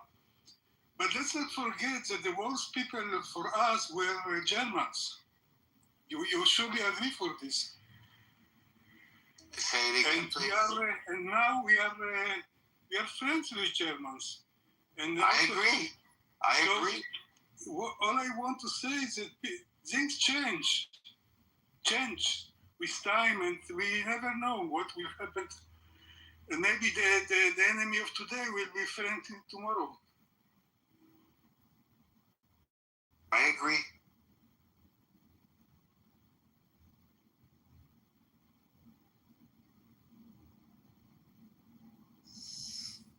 But I will tell you something, Igal. They had to be defeated decisively. They had to go through a process. They had to surrender, and they had to change. Same thing with Japan. I hope it will happen now. With the plan of Trump. 21 points. I don't know what the points are, but there's 21 of them. Some of the points. Somebody said to me that if Trump is talking about a plan, it probably comes from Ron Dermer. So I don't know what the circle of communication is, the beginning and the end. But I want to believe that Trump is a friend of Israel. He has been one of the best friends we've ever had.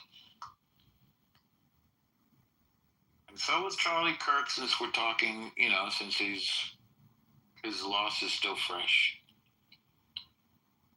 Let's hope his son-in-law has his ear. That's all we could say. I know his son-in-law, Kushner. Actually, hang on, Jared I call him, was working on, this guy is some kind of a genius, because he's responsible for the Abraham Accords as well. As far as I know, Boy Jared is working on that peace plan with somebody else. I'm trying to remember who. I don't know who, but that's true. Yes. This guy is some kind of a genius. He's very impressive. He went to Kushner. Who went to Kushner? Kushner. Jared. the school that my daughter went to. Kushner. There's a school name for his Yeah, Kushner Academy, yes. in Jersey? In Jersey, Grace? Yes. You were muted. I did not know that. Kushner Academy. Kush, the school of Kush. I want to see these Abraham Accords expanded. Did you hear that Indonesia is making sounds that it wants to get on board?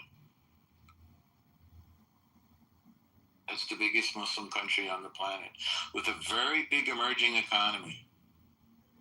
Israel is poised to help so many countries in so many ways.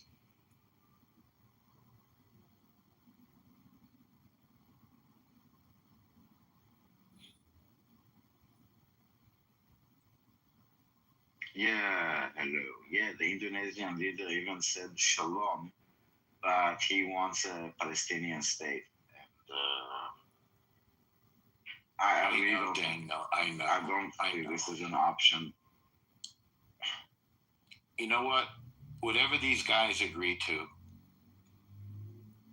Who? Well, Bibi, Trump. No, Bibi cannot have to do with Palestine. Palestine doesn't have the authority for this. It doesn't have the vote for it. And just before you came in, I said, if the idea is coming from Trump, it probably comes from Ron Dermer and maybe it's not coming. Yeah, exactly. It's not coming from Trump. It's presented as if coming from Trump because anything that needs to pass, if it comes from Israel, it's automatically bad. That's right. I heard the same thing today. We must be listening to the same podcast. No, this is like what I was saying. Like every time that Eagle is here, no. Every time that Eagle is here, but there is no plan for the day after. And every time I tell him, like, you cannot plan for the day after because any Arab country that would want to cooperate would automatically be blamed for cooperating with the Zionists, and all the forces in the world would be against it. Because even if we were going to say we're going to give $1 million to every Palestinian, it would be bad. Okay, I'm not sure how, but if I go now to one of the retard rooms or whatever, they will find a way to blame Israel. Damn if we do, damn if we don't. So doesn't really matter. Doesn't really matter. But yeah, I mean, it's a cute out of the Indonesian whatever he was. I don't know, it's president, prime minister. But it's to think that of a Palestinian state right now, like people that really advocate for a Palestinian state really need to kind of go back to the future. They're like, I don't know if they're in the 90s, in the 80s, or just like in a different planet. It's not realistic. It's not relevant anymore. You cannot bring now a two-state solution that was always offered, but no one wanted it. Not in 48, not in 67, not ever. Yeah, like, good luck, build a state. Fucking idiot. Today I heard Edward talking about Israel as if it's Palestine. Society, that they know it's about violence and that it's people that were brought to... Dude, are you talking about Palestinian society? All those wins that the Palestinian narrative is getting, and they are getting a lot of wins, actually kind of... it doesn't satisfy their hunger. It actually builds their hunger for more. They actually now believe the stories that they are telling, that the Palestinians are the innocent civilians and the Israelis are just like genocidal. We are happy to genocide poor Palestinians. Like I heard Edward talking, like, you know, if I would watch him, he didn't move like a muscle, lying with a straight face. I was listening for him for like 45 minutes. There was not even like 10 seconds that passed without him saying a lie. And none of them stops him. To any of this, Daniel. But none of them on stage. no one on stage ever stopped him to correct him on anything. As long as it plays to the terrorist Hamas Palestinian narrative, it works. What room was this? And Amir's room. Where would it be? In the sewage. Well, where would he go? Edward is moderate compared to the other ones. No, but Edward is considered the smart one for some reason. He's as dumb as a rock. He thinks that I think one of the problems is people like Edward that think that they're smart, and he talks about things that he doesn't. The UN was created to stop colonialism and all kinds of bullshit, and it was basically the entire purpose of the UN is to make sure that people don't annex land. Are you a retard or is this like Palestinian education? It's really like it, and everybody's like, oh my God, Edward, you are like such a smart. He's a man wordsmith. He's a wordsmith. Talking, everybody, all those properly like negative IQ, they say words like colonialism and imperialism, and they actually think that they're smart. Like they're communists or something. This is like Marxist ideological slogans, like end capitalism and build the workers' future or something. That's why I call him a wordsmith. Exactly. And capitalism. I feel like I'm a wordsmith. I feel that they're just in a good way. You are a wordsmith, but you are a wordsmith for the best. I mean, there's two sides of that. Capitalism basically means I don't have a job. I don't have a job, basically. You know what, Grace? It's Blair. It's Tony Blair that Kush is working with. That's true. That's true. Austin in the chat just reminded me. Austin, my love, he always has a good contribution.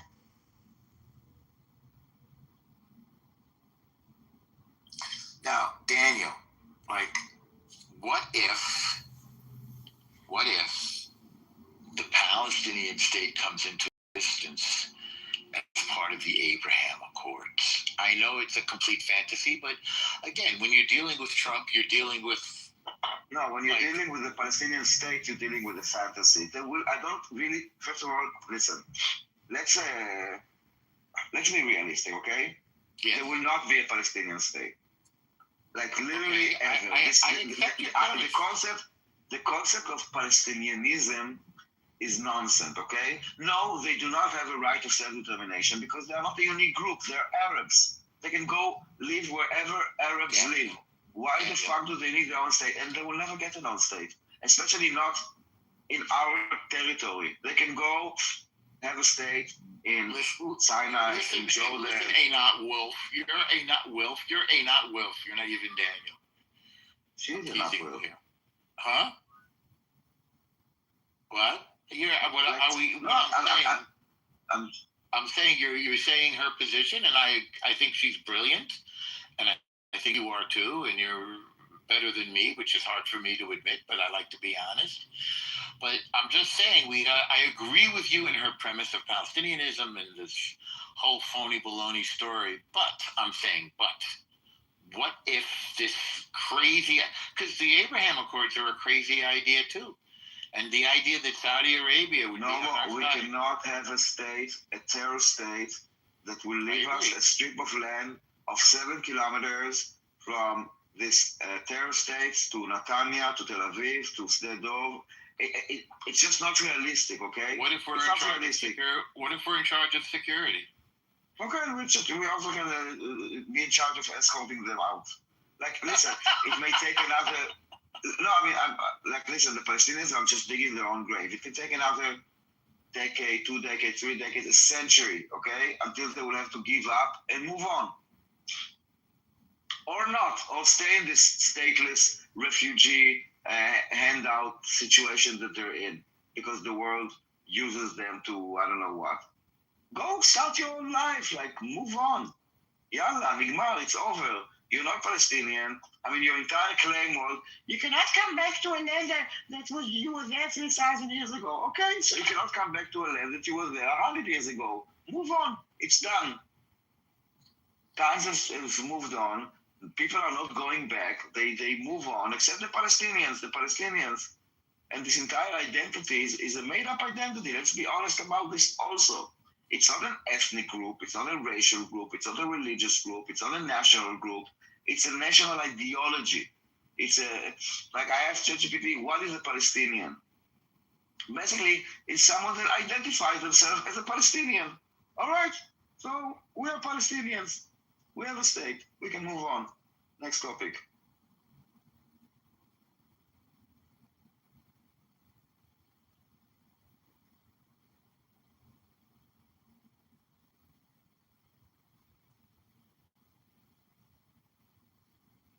And they can keep on crying that it's not our land and Israel doesn't exist and that Palestine was recognized. So enjoy.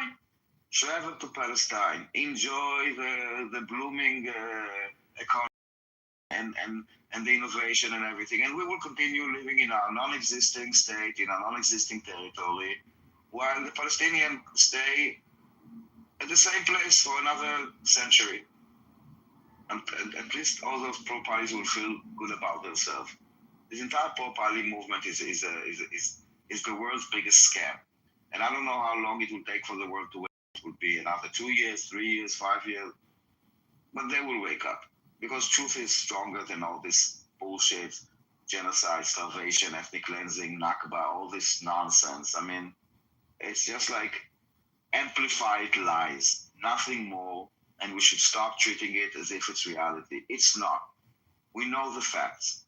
We have archaeology. We have, like, just context. Like, none of their claims make sense. They always contradict each other. They don't make sense because it's all a lie, usually stolen from others. And this entire genocide claim is because of another lie, because they believe that Jews were given a state as a compensation for the Holocaust. So they're like, okay, so let's cause our own genocide.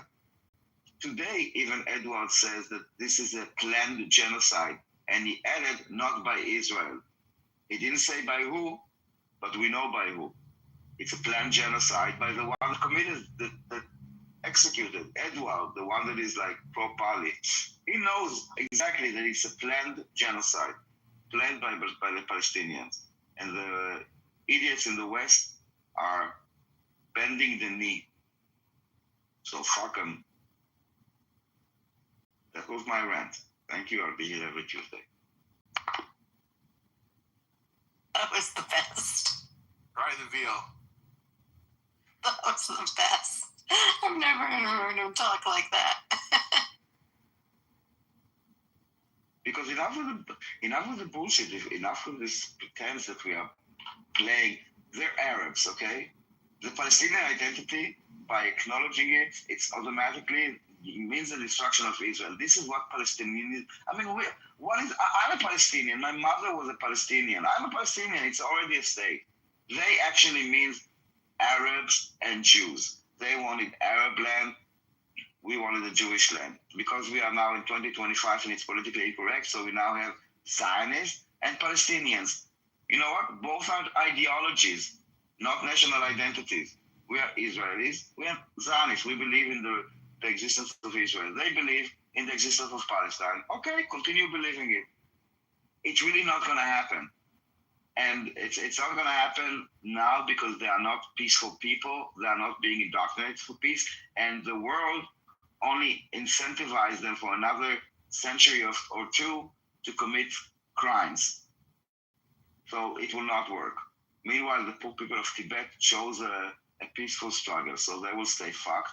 So are the people of Kurdistan and Taiwan. They meet all the check marks, like, they have judicial system, they have elections, they have like territories, they have everything, but they don't have Jews. And the Palestinians have nothing. Like, Palestine being recognized. What exactly are we recognizing? Literally, what are we recognizing? Who is the leader? Who's the fucking leader of the Palestinian people? Who speaks for them? What is your territory? What is your form of governance? You have nothing. Literally nothing, not even buildings. They want to declare sovereignty, and the first thing they do as a sovereign state is go on a donation, they call it trip. The European Commission now said, Europe is saying a lot of things. Now Europe has to put do more. And we are creating a donor fund, and we're expecting all the European and all the Arab nations to put money into the rebuild of Gaza. Amazing.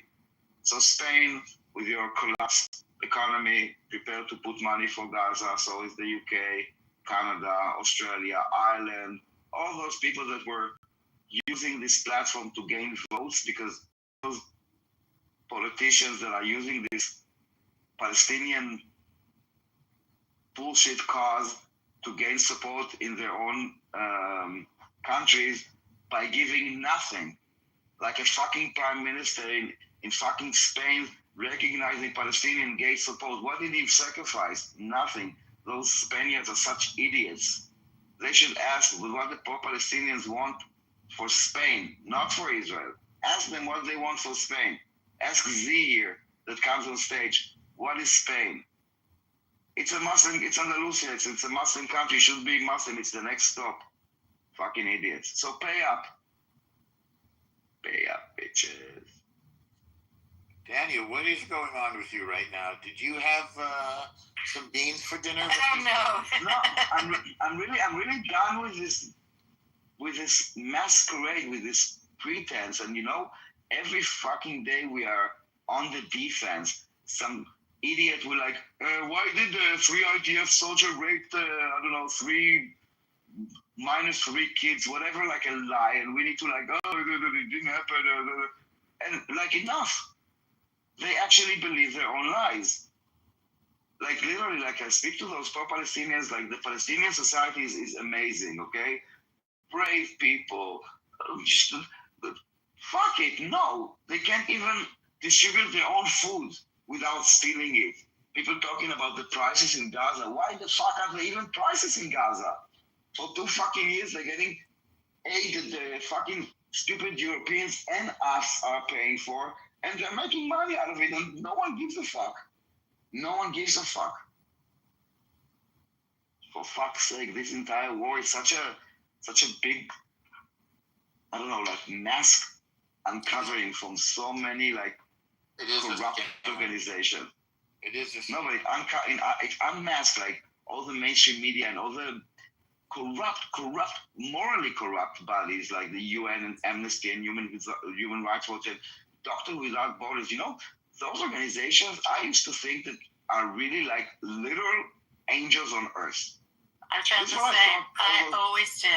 Absolutely. Daniel, I said this before you came in the room. You know who my old boss was? Tony. Yes, correct. You remember. One of the vile, most disgusting like pieces of, well, except for who the people he appointed, like, what's her face?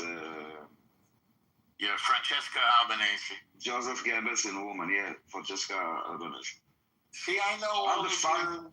I know you're lying. How the fuck does she hold the position? How the fuck does she hold the position? Because she does what she's being asked to do.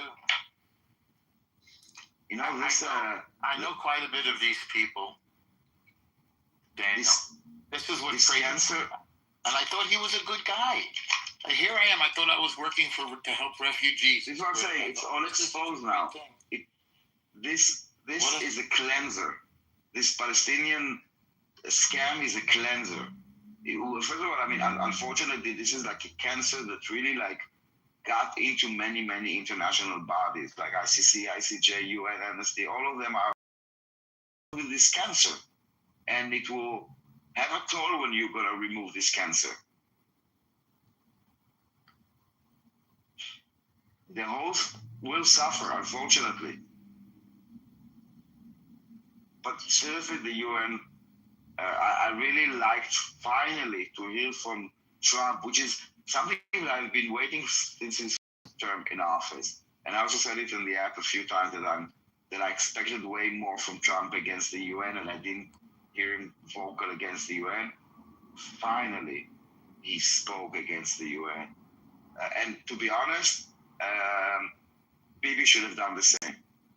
Bibi did not attack the UN at all in his speech, and I think it's a big miss. It was important to show the hypocrisy of how many meetings were about the so-called humanitarian crisis in Gaza, where 50,000 people died. Half of them are fucking terrorists. compared to the non-existing amount of meetings that they have of, I don't know, Yemen or like the Jews or the African, the Christian, like there's a list of how many meetings they had. I think 26 about the humanitarian crisis in Gaza, like 1 to 2 on the rest. It's insane. And this is what Bibi should have shown. Like kind of happy continuing on Trump's attack. But he didn't, unfortunately. The UN should be just for democracies. And the more democratic you are, the more power you have. If you're a weak democracy, you have a weak vote. Yeah, you have a strong democracy, you have a strong vote. Doesn't make sense that Iran and China and Russia and Afghanistan have, like, who gives a fuck what you say? That was my rant about it. Thank you. Yeah, but the walkout for me today was just horrible.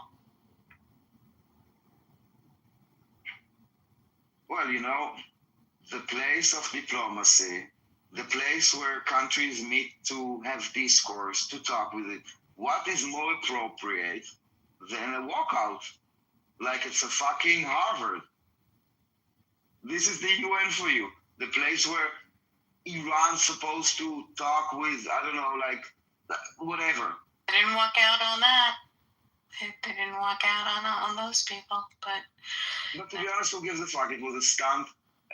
No, like only the idiots of the pro-palis, which basically is kind of like redundant to say idiots of the pro-pali idiots. They don't get that this speech is not for the, I don't know, 200, 300 people that are sitting there. It's for the people at home. Yes, it was a stunt. Yes, they will talk about it because what can they talk about? They want to just defame Israel and kind of minimize Israel. And you know, the other thing, what Buttercup did was basically blaming us that we have victims. Of course. But you know what? You're paid to be at the United Nations, and they have sat through people who have done horrible things and still sat in the seats. It was just, I thought the diplomacy was not okay. You know, we do expect better from them. Listen, but let's be honest. There was the speech the day before of, was it? Macron. Yeah. And United States and Israel were not there. They didn't do this like walkout, like children. They were not there. Just to be honest, which is honestly is not something you will see on a meal. That's correct. Thank you for the promo.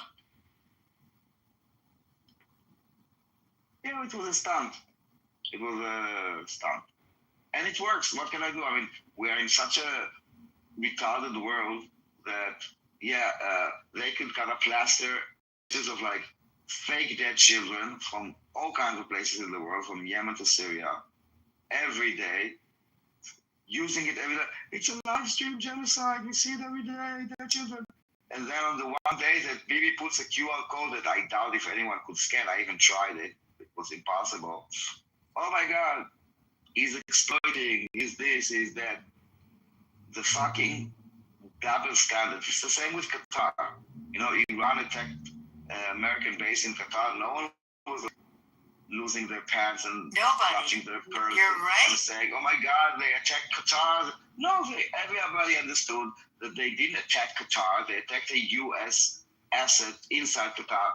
Exactly as Israel did not attack Qatar. They attacked a Hamas asset in Qatar.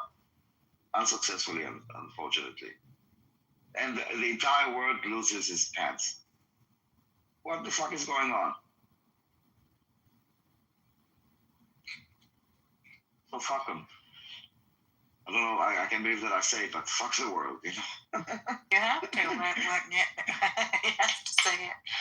People ask me that all the time. Why am I so aggressive about my convictions? That's just ridiculous. Because I'm convinced it's true, not because I saw videos that emotionally touched me, and because the entire pro-Palestinian movement is based on rage. It's not based on fact. It's based on emotion. It's like they show you a dead child and then they tell you blame the Zionists for it, and then you need to kind of give an outlet for your rage, or then Jew, I meant Zionist. Like, this is how it works. It's not about facts. I see how they use critical thinking or lack thereof. When it's about Israel, it could be a speculation. Someone said that maybe something could happen. That's enough. With the Palestinians, I will show you a photo, a video of Hamas terrorists saying, I'm a Hamas terrorist, I'm executing. Hamas is a radical group. It's like, you cannot apply this onto it, blah, blah, blah, blah, blah, blah, blah. When is the date? Maybe it's not Hamas. How do you know it's Hamas? All of a sudden, they see every pixel. All of a sudden, they are very analytical. Never seen such levels of dishonesty. Propaganda. As I do. It's a propaganda mill, and they've had a level of success that we've acknowledged. Listen, in the pro-party crowds, including Amir's room, I think it's about 20-80. 20 that are wicked, that they know what they're doing, that they're manipulating, that they're lying, that they are exploiting it, and 80% that are, I don't know how, like idiots, just like followers, sheep. Don't think too much. Everything is laid out for them in very simple terms. There is right, there is wrong. If it's not white, it's black. If it's not good, it's bad. It's very simple. Everything is in a sentence, in a meme, in a 1-minute video. They watch the video and they're like, I know Kung Fu. I know the Middle East conflict. I understand it. I know who's right. I have the truth. And it's, how do you call it? The Dunning-Kruger effect. The less you know, the more confident you are. And those are some damn cocky idiots. I've yet to find one pro-Palestinian person that is actually pro-Palestinians, not the Palestinian cause, but the Palestinian people. And if there is anyone like this on Clubhouse, please send them to me. I would love to have a discussion with them. Someone that actually cares for the Palestinian people, not the cause, aka the destruction of Israel, but the people. I was talking the other day with, I think, with Buttercup. I think he kind of, I don't know where it came about I think Edward said something about the Palestinian society is multicultural and like yada yada yada and accepting. I was like, dude, the area A of the West Bank, which is under the Palestinian Authority, and Gaza are Judenfrei. They're like free of Jews. And Buttercup and another Palestinian Jack were like working frantically to find me a Jew. Amira Hess, by the way, she has a name. She was friends with Abu Mazen, the chairman of the Palestinian Authority, so she lived in Ramallah. So basically, they found a Jew that lives in area A, and well, by this they proved that I was wrong, and actually, area A in Gaza are not Judenfrei, free of Jews, because there is one Jew living there, missing like the entire point. And they cannot address it. Where is there more Jew living in? Amira Hess, she's like Amira Hess, she's a Haaretz journalist, so she lived a year in Gaza because she's a very liberal, woke leftist, another retard. So she went to Gaza to live there, to be with her people. But then she was stupid enough to write an article that criticizes Hamas. What a stupid mistake. You don't do this. Come on. So she had to be fled out of Gaza, for her security. But while she was there, she made the kind of friends like we all do from the PLO, and she also befriended later on, Abu Mazen. And this is why she could live in Ramallah. When you are friended with the Rais, then you are protected. And this is their proof that of the multiculturalism of the Palestinian society, and the Jews are safe. No, even the entire concept that the settlements are like a problem with peace. Forget about the fact that we took them out in 2005 from Gaza by force, so there was not a problem, yet no peace. But it's like this automatic acceptance that Jews will not be able to live in Palestine. Like, let's say we decide like that, yes, those are settlements, and we decide to create a Palestinian state. Why can't the Jews be living there? Those settlers? I don't know. Also, the fact that we call any Jew that lives in Judea and Samaria a settler, but any Arab that goes and builds illegally is indigenous is also like part of the problems with how language shapes perception. There is no Arab settler. It's a word that is only preserved for Jews on Judea and Samaria. Coming from the landlord? It's coming from the attorney office? Who's coming from the attorney office? Who's suing who? They're saying they want you to basically move December 30th. You are muted, you know, yeah. If I'm not fit off, they can take you to court for eviction. December 30th. No. Okay. What are you? Yeah, somebody you know. So you want me to take you? Yeah. Okay, let's take them. No more. Oh, no, put yourself down. No, mute him. I don't think he knows. Yeah. I don't know if it's private information. Mute him. Guys, can you mute him? I'm trying. I can't. Yes, you can. Click on his profile and mute him. We believe in you. I'm trying. I can't. I don't have that. Yes, you do. Click on his profile. I have mute. There we go.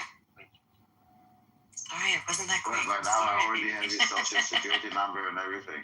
I'm already in his bank account. Thanks, Daniel. I'll call you when I'm in Germany.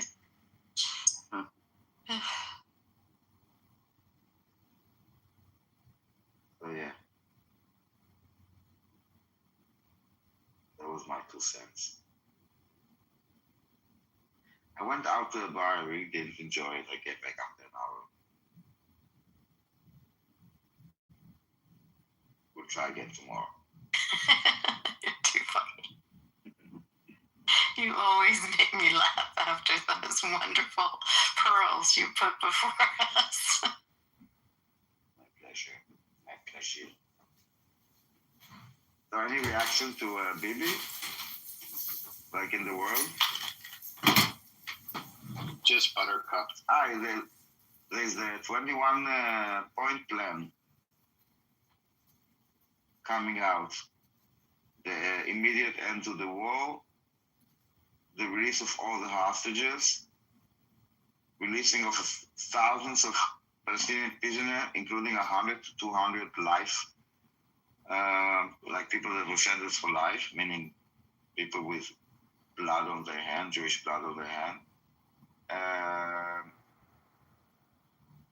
Entering immediate enter of an unlimited aid with the UN and other international organization, and shutting down the GHF. The next one is funny. Collecting weapons of Hamas by international and Arab force, like with that guys. An American commitment not to allow Israel to annex Judea and Samaria. I don't know if it's unlimited or not.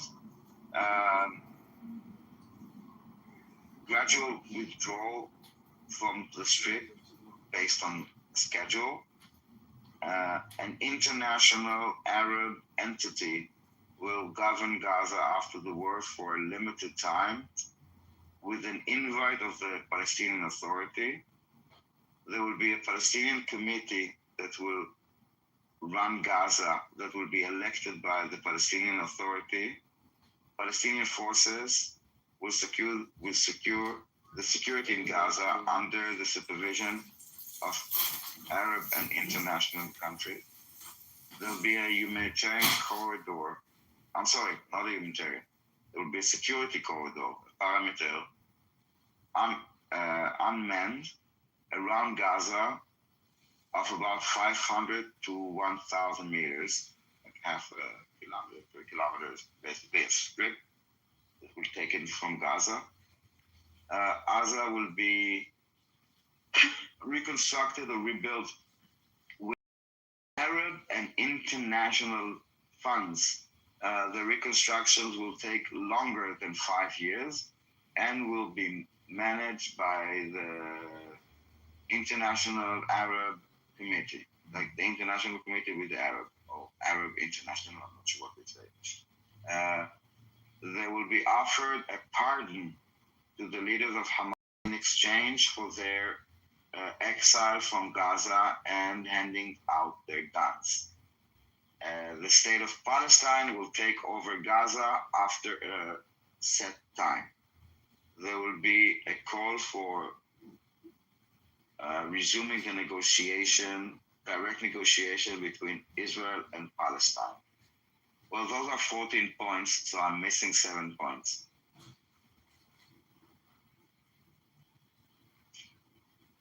Thank you for listening. And I hope we will see, I guess on Monday, they will present the full list with the entire 21. If anyone has the 21 points, the 7 that I'm missing.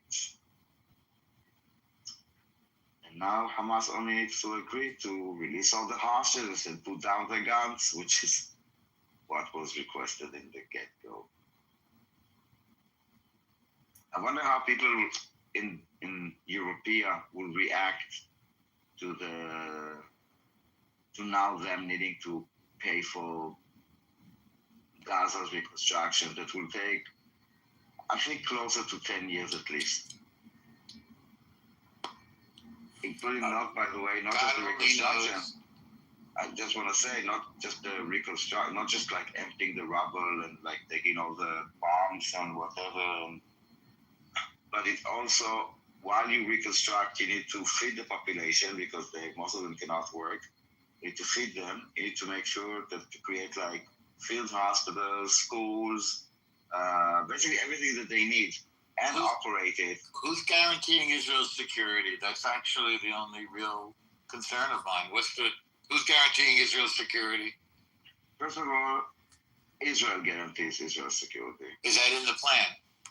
No, I mean, in any case, Israel is always guarantees their own security. Who can guarantee our security? Like who? Italy, Spain, UK? Who can guarantee our security? They haven't done it before. Egypt, Is Palestine? No, not from what I read. I have 14 points out of a 21-point plan. I see. Well, basically they're saying that they will have no guns. Basically they will hand out all their arms.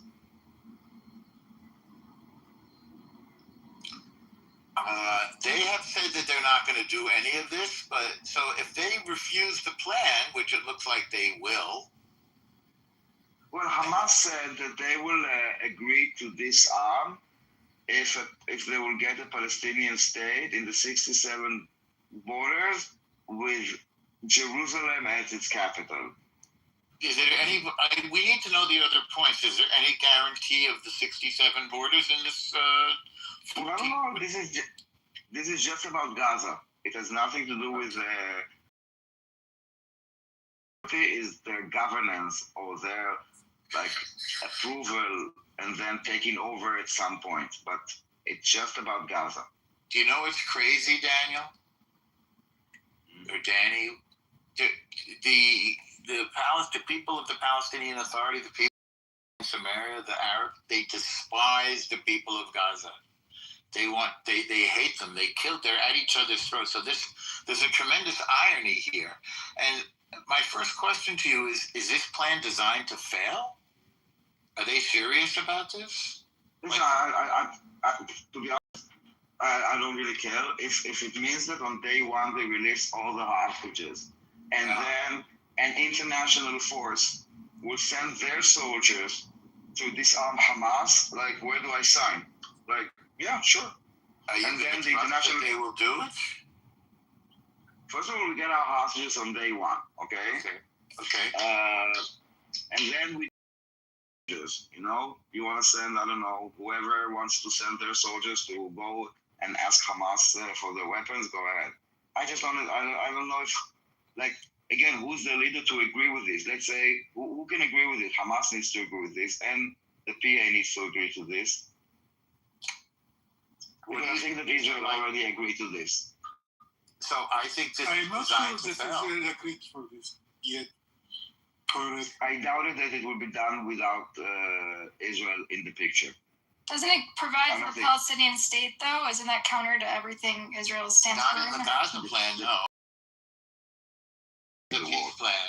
You got to pay attention, Buttercup. I read it. Did you hear what I read? It sets up negotiations for a state, no? You're not listening. Yeah, it's like one of the points, the last point is there will be a call to resume the direct negotiation between Israel and Palestine. For his base. Again, listen to the wording, okay? Hold on, listen to the wording. You're supposed to be a smart journalist. There will be a call, okay? I understand. To resume the negotiation. Okay, call. I heard it the first call time. for resuming. It's So still, you can it's call still, it's still something that is Bibi's not going politically. to make a call? Why would It's Bibi politically make a unfeasible call? for him with his base to talk about He can a have a state phone at all. No, it's not politically unfeasible. No, it's not He can have talking a call. about creating a state. It doesn't say about creating a state. It It says talks talk about creating negotiating. Yeah, Maybe. sure, have a phone call. direct negotiation. Yes, because right now the actions that are done by the Palestinian is without negotiation, unilaterally. Okay. Right now, all the actions are yes, The unilaterally. right wing is going to say it's a gift for Hamas, basically. They're going to say they want. It is a gift for Hamas. You're And Hamas Not the right wing. As always, Any reasonable person will understand that it's a gift for Hamas. That's why I it's wouldn't politically agree. unfeasible. Why would Netanyahu agree? I disagree. Tell me. Bibi, this plan comes from No, not Bibi, this okay? one. Not this one. The Palestinian state is a gift to Hamas. But there is no Palestinian state. No, this entire recognition is a You gift for say, I Hamas. thought it says it's going to be a phone call. A call for It negotiation. has to say phone Bibi call. can No, negotiate. yeah. Okay, I was talking about something. Yes, the 21 plan is not about the Call for Palestinian state. negotiation. So who's Yeah, going call for negotiation. to refuse? This plan comes from Ron Dermer and Jared Kushner and Tony Blair. And under no circumstances will Bibi reject it, but Hamas will reject it, as they already have. I'm not sure. I'm not sure that Bibi is into it to the end. I don't. What part would he object to? I read all the points. Igal, which point do you think that the Bibi will not agree with? I can read all the points again and tell me which point do you think that the expectation of his base and of all the. What are you talking about? That's Which not one? the point, Which Igal. point? Which point? Which point do you think that there will be a problem with? You want me to read the point? We'll see. You want Okay, me to let's read go the through the points and then say what you Hold on, object no to. more.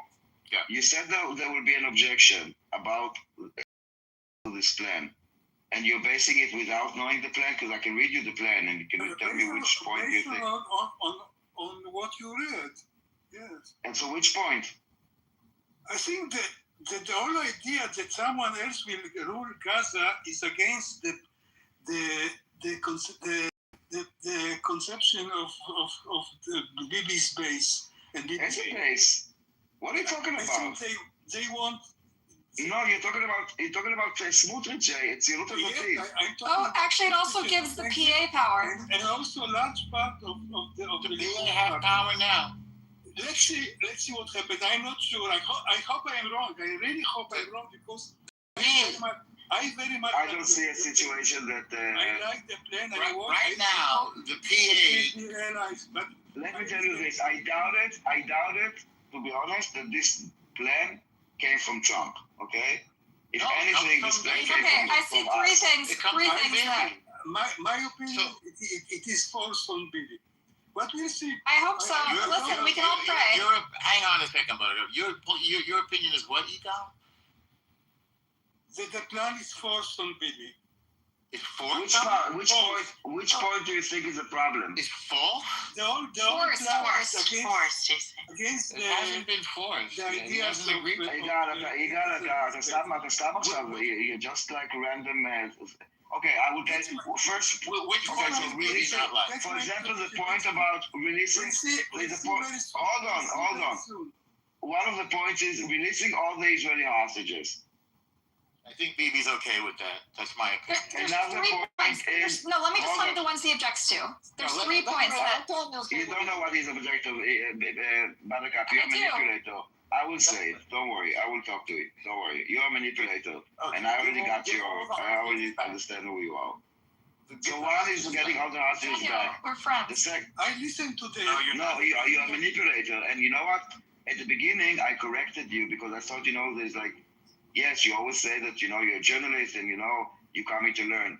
But I think that either you're not aware that you're doing it and you actually believe what you're saying. Don't let it distract. But I do think that you are a lot of time manipulated because the truth is not good enough for you. So you embellish it. And that is the opposite. We're immune to Hold on. the bullshit. No, let me 1 second. Let me finish it. That's the opposite of journalism, okay? When you need to kind I'm of not doing decorate journalism here. and add. I'm talking to my people Yes, who you're are allowed. definitely not. Definitely not. I'm talking to my people You're who are allowed. manipulator. Yeah, but you're manipulating. I don't like manipulators. You don't know what love Anyway, is. Igal, so one point I is listen about. all day on TV and or any other media. How the base of Bibi, including Scottish and all the base, which is. Oh, the law base of Bibi Smotrich. Yes, it is the base of Bibi. It's the same. No, oh my God! Listen, the concept of base is people that vote for you. The people of Smotrich vote for Smotrich. You don't understand the word base. Many of the Likud members are the same like Smotrich. You people don't know. You don't listen to much to. No, you don't know what words you're talking about. Igal, his base. The word base.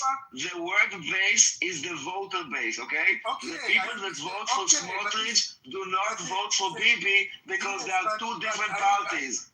My God. Okay, let's get back to the reality. I want to hear. I know how. Let me finish just one sentence. I don't speak much. One sentence. I know how they see what they wanted for Gaza.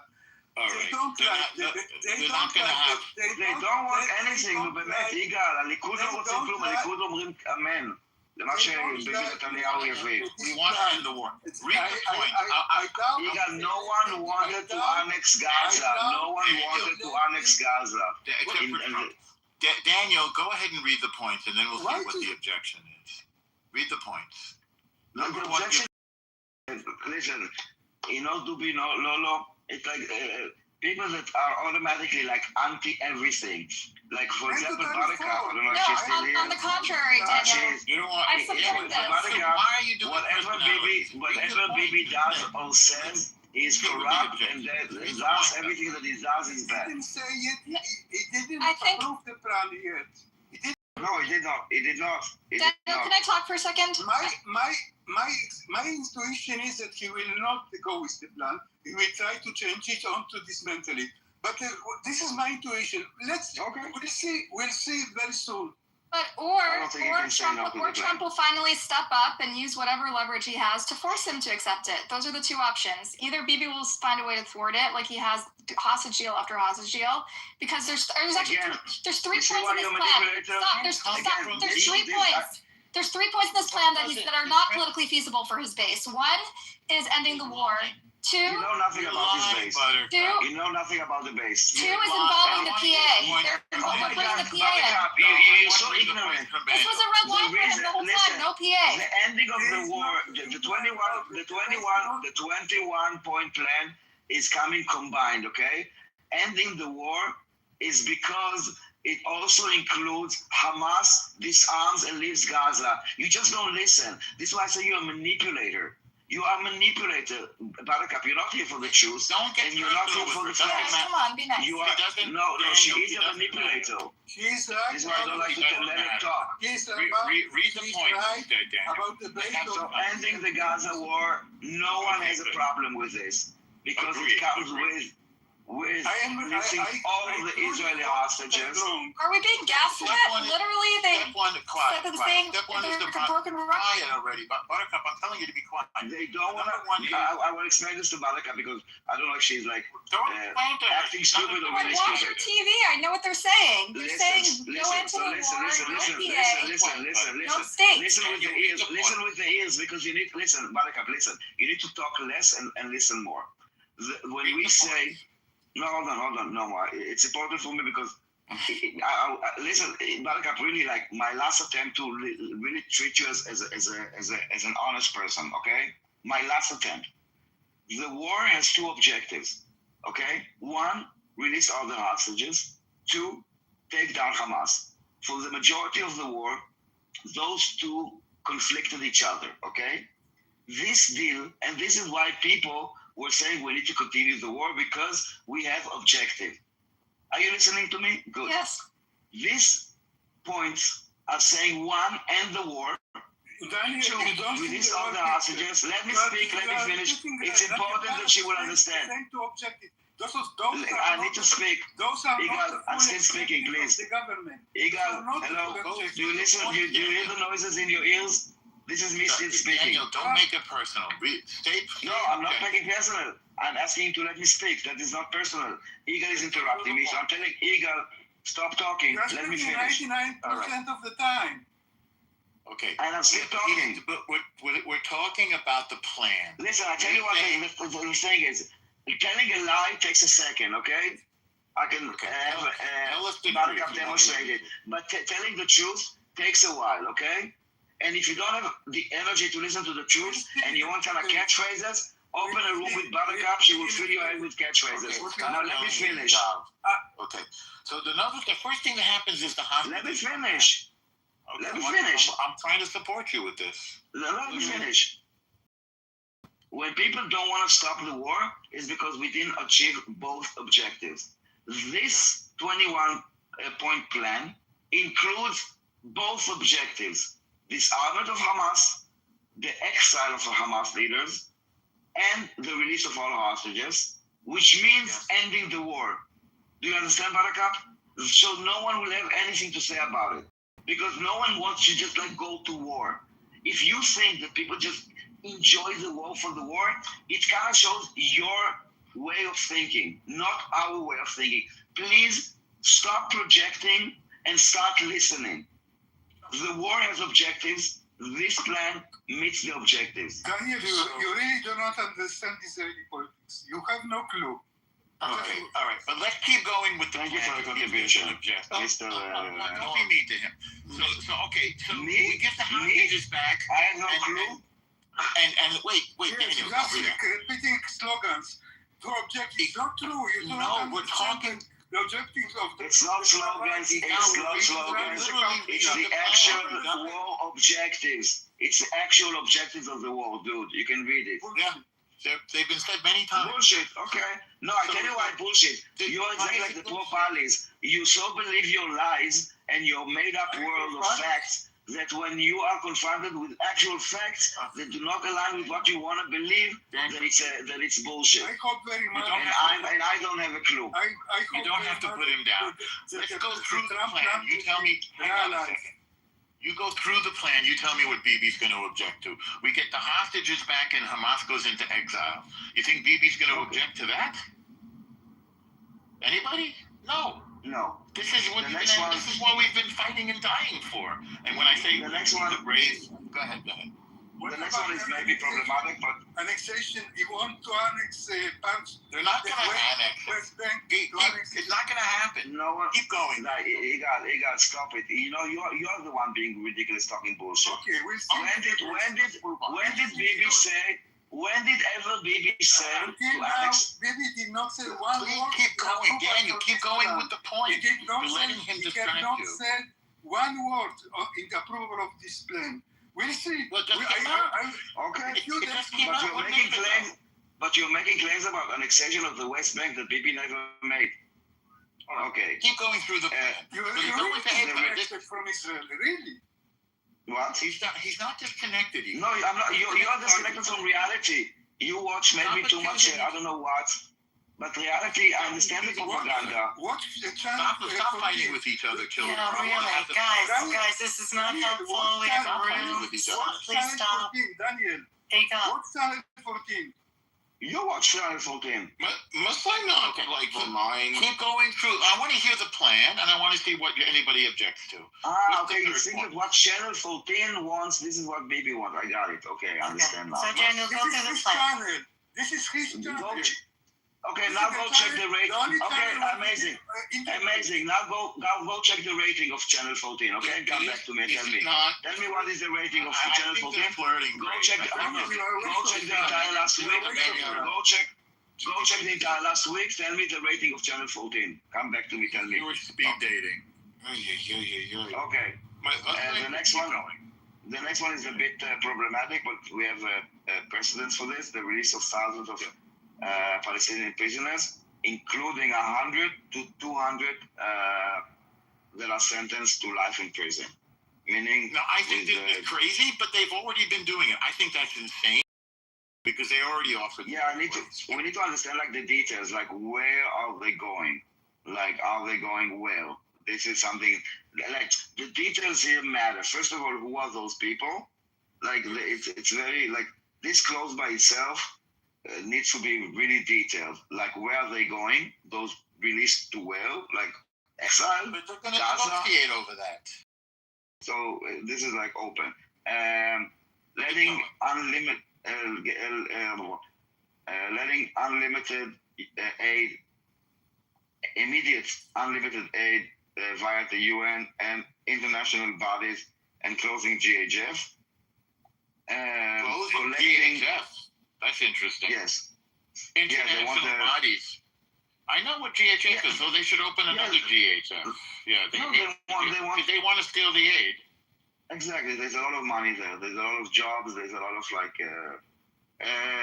collecting the weapons of Hamas by Arab force and international force. Good luck with that. That's a very, very big deal. That's more than we ever asked for. Who's doing that, by the way? Who's the international force? That's going to be the very brave French. You know how brave they are. And the Spanish and the Irish. And yes, the Irish are very brave. Actually, I would prefer that in World War II. Actually, as fun as it may sound, but I think they would just join Hamas. So maybe we need someone like less radical. Okay, next one. An American guarantee not to allow Israel to annex Judea and Samaria. Also, we need to understand the details here. If it's Trump, if it's his administration, like what is this commitment and until when? Because I think really right now about that they put it in. I think right now, I think now it's basically again this threat that kind of like Igal was saying now, they wanted to annex, and now we're kind of like taking it off. Oh, we wanted to, and now we cannot. This brought them to the table, Daniel. This brought them to the table, like nothing else. Yeah, and it was never like annexing was never a plan, but I think it worked out good. Gradual withdrawal of the Israeli forces from the Strip based on a pre-planned schedule. Okay, no problem. And next one, an international Arab entity will be governing Gaza after the war for a limited time with an invitation of the Palestinian Authority. An invitation, that's going to be a funny invitation because they're not going to... Okay, say it again. They're going to be governed by who? International Arabs? What? Say it again. International Arab entity will govern Gaza after the war for a limited time with an invitation of the Palestinian Authority.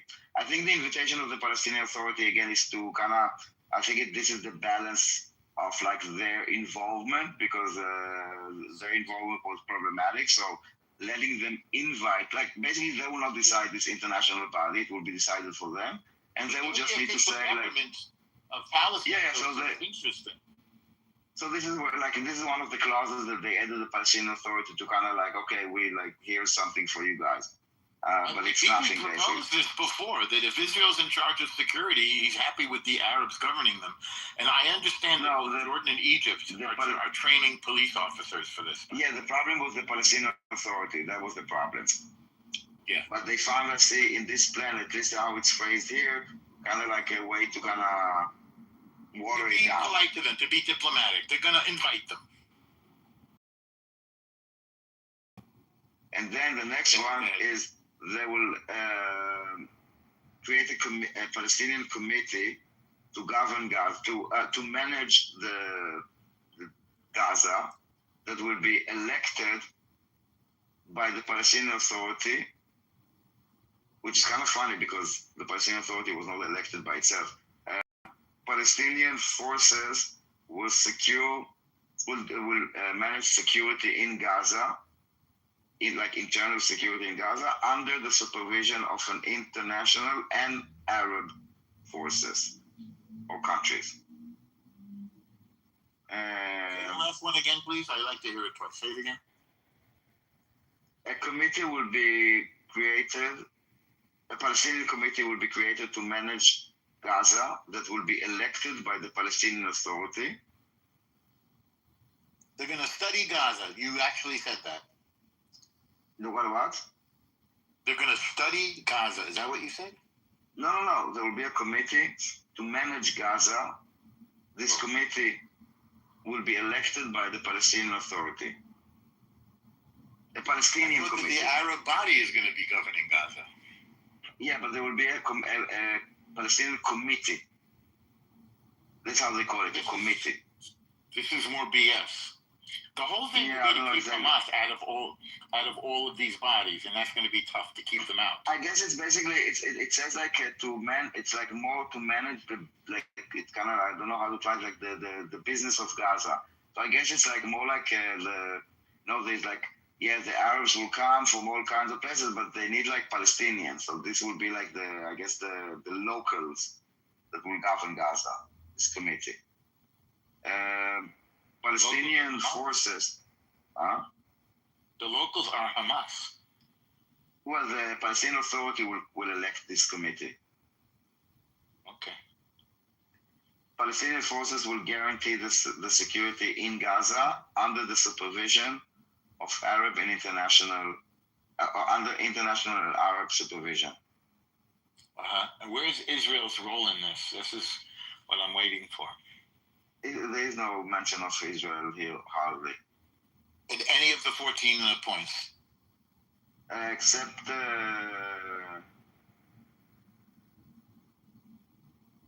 I will read, hold on.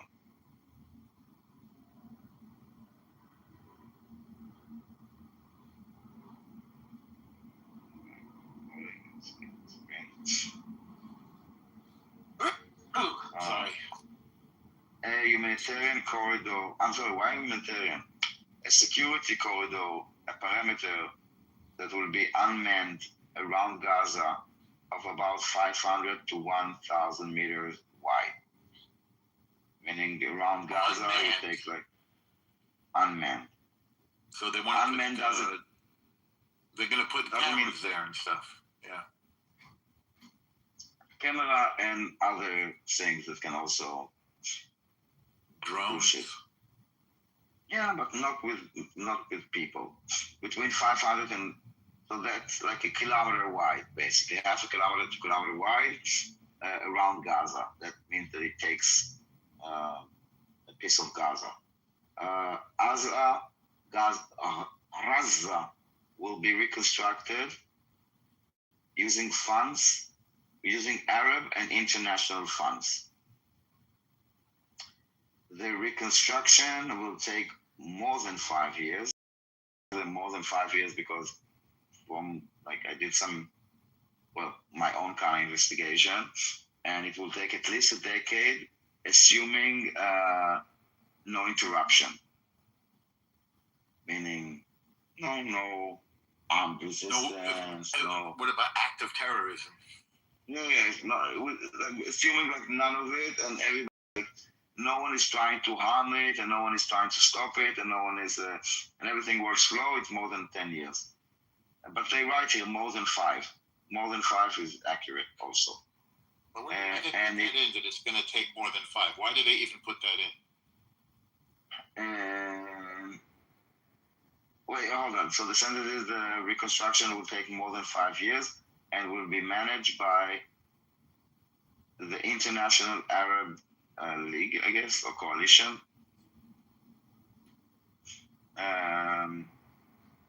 Why? I guess it's part of the point of the International Arab Funds, meaning like we're talking about like a long project that will take between half a decade to a decade, and we need some money. There's something very tricky in there with where they put that in. There's some. These are the two trickiest negotiators on earth: the Jews and the Arabs. There's some wild stuff in there that I can't sniff it out yet. But obviously, it's going to take more than 5 years. Go ahead. Listen, there's a lot missing in this end, like the entire reforms in education, elections. I mean, I'm not sure. Can I have the microphone, Daniel, tomorrow? Suddenly it become a Chinese room. I didn't hear you. I said, suddenly it became a Chinese room. There's no gay kahanas, Damos. You become There's no gay kahanas. I like to speak with Grace. I didn't do anything. No, it's not you, it's Grace, but we will talk about it later. I will become a Grace is an angel on earth. There's nobody better than Grace. But why there is no one Palestinian in the room? Can you explain me? We didn't kick anybody out. We're going through the 21-point plan. We didn't kick anybody out. There was a Palestinian there. Buttercup was here. Yeah, Buttercup was here. I heard she's going out with Mikhail. That was like last week. I wonder how that relationship is going. I heard him ranting. I've heard him rant for like an hour, yelling the N-word for an hour at a time. Literally. Just yelling the N-word. I've heard him with my own ears. He's going to be a great partner for Buttercup. I don't care who is yelling, who is not yelling. In my room, everything I give, everything. As long as people give the other side to response, everything is okay. Yigal is the only Palestinian in my room. What I want to say, thank you for everybody. Thank you for everybody who arrived to my room. There are some people I like to know, and I give them and ask them to come up, but they didn't listen to me. It's okay. They can stay down there. People like Laila, every Friday night she come into my room with a big honor, never come to speak. Who? What I wanted to say is that I'm going to sleep. With who? Thank you, Amos.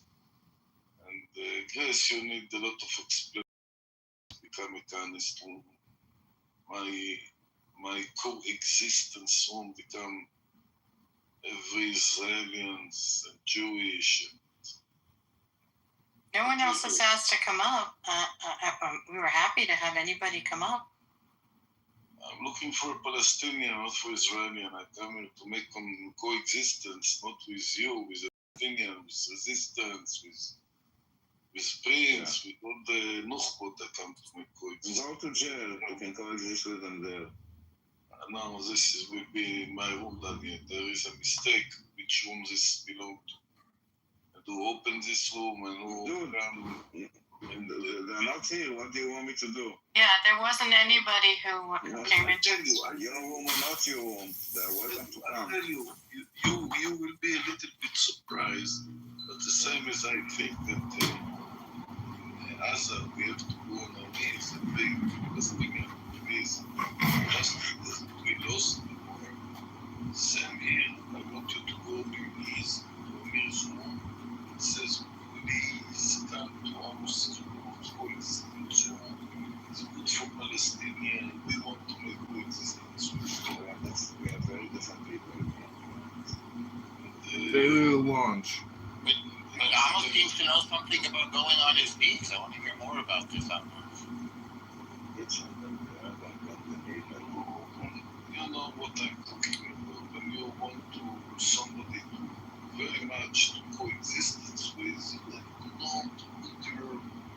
they go down, nose down, not to be all the time the winner.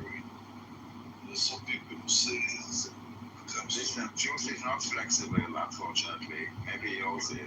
You're not the only ODB, Amos. Maybe I'm also an ODB. Now you want to start taking, for me, you have to pay me money for taking my... You gotta pay. You gotta pay. What's his name? Old dirty bastard. I knew these guys. I worked for MTV. If I write a song, you take this song, you want to sing my song, you have to pay me money. No? This is If you have your rights, if you have your publishing rights, or yes. And about this ODB, I have the rights on this. The minute you want to say you want to be a coexistence zone and ODB and everything, but you must understand that for having peace, relationship, in the end, everybody in this room knows that sex will be the solution. The idea to go out, so that we release, all this war depends. If Donald Trump decide on Monday that the war is finished, I promise you that the war is finished. It's not belong not to me, not to anyone else. We hope why it's good for us that the war is finished. Because we start going down and down to the Tehom. Daniel explained the word to the Tehom. That we're going down the developing countries, מחרימים אותנו אל הברקו ובהם say to go down in the Tehom. Say to like to the, I don't know, to the shadows of death. I don't know how to say Tehom, like to the valley, to the... We become This is from the Tehillim. This is from the Tehillim. Yes. Israel is enough strong that the next government will repair all the damage that we left after him. That he will finish in his life in prison, the rest of his life in prison for the judges is in court. Right now he's the prime minister. Deciding who will be in court, not be in court. He decided everything. And the war is finished. It's a simple. I hope he will not be parliament. The only thing I can hope that but nobody can stop it. Yes, nobody can stop it. In the end, will be investigated for incident. Nobody can stop it. I don't think there's anything there. I think it's BS like the Trump thing. I think it's a lot of alarm. We'll see. The charges against Bibi, I think it's a big number. Even let's say Donald Trump will not on Monday tell you to stop the war. Let's say not on Monday. It will be the Monday after. I'm not going to stop the war. There's a plan. You can't come to election in a moment. You have to stop the war before the election.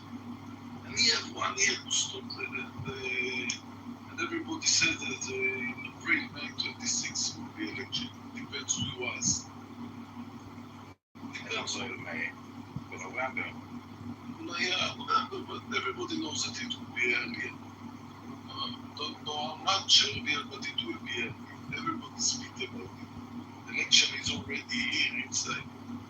And it will be finished, the war. It depends how many can kill, how many blood will get destroyed. Everything is written. It's written on the wall. Everything is clear to everybody, including everyone who is in this room right now. He knows exactly what will be in the end. Smotrich will not go and make settlers in Gaza, and Smotrich and Ben-Gvir finished after the election. He will try maybe to do it, but now it will be the next exercise he did in the last election. He will not succeed to do it this election. It's Ben-Gvir and Smotrich. They're finished. So let's say the fact that soon it will be finish the war and go to election. It's better for Israel. More and more countries will עושים חרם, אמרנו, world is a Cherem of Israel. You see how the people go out when Bibi is talking. They say our situation. But I go to sleep now and I think the same people coming tomorrow 5 o'clock in the morning. What am I doing here? Nobody knows. I think we are in a very decisive moment right now. It will, what will happen in the next days will influence will influence the future in the next months and years. Because the plan is a turning point, in my opinion, for Israel. And I'm not sure that, as I said, I hope that the government will accept the plan, but I'm not sure. What is the turning point? In what way will it end the war? Yes, of course. It end the war and it start a new phase in Gaza. And open some hope for a political solution to the conflict, the Israeli-Palestinian conflict. By the way, I want to say a few words regarding what to say about the Palestinians. I don't care how they call Palestinians Arabs or Martians. It's not. It doesn't matter in my opinion. The fact is that there are millions, about 6, maybe more, people, Arabs, which are between the Jordan River and the sea. And this is the fact which will not change. They are not going anywhere. And it doesn't matter how they call, but I don't want them to be in the long run. Most of them, I don't want them to be part of Israel because it will make Israel the national state. If you want to talk about that Israel is democracy, that only democratic countries should be in UN. But if there will be a binational state when part of the people have no rights, we will not be democracy. And we will not give them. That's my view. I already said it. But no one will give them. Can I just one sentence? No one will give them. No one will give them citizenship. Please let me finish. I never said at any point. Oh my God! I never said at any point about giving them citizenship. It was never uttered. It's not a possibility. So stop talking about it. Fuck you. Maybe later.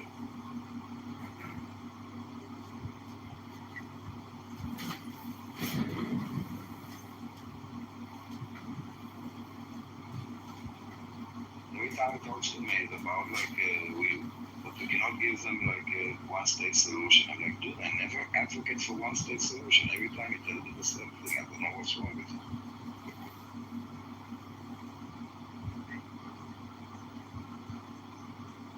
All right, gentlemen. I'm already. Amos is mad at me. I have no idea why, but okay.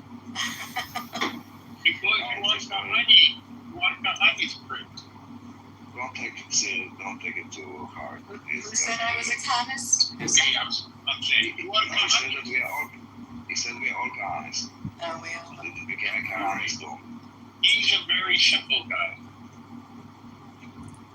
Everything like in my opinion. So there's an interesting thing here, Daniel, raised Eitan. And Eitan, I know you're kind of moderate in the middle. So I appreciate it. With us.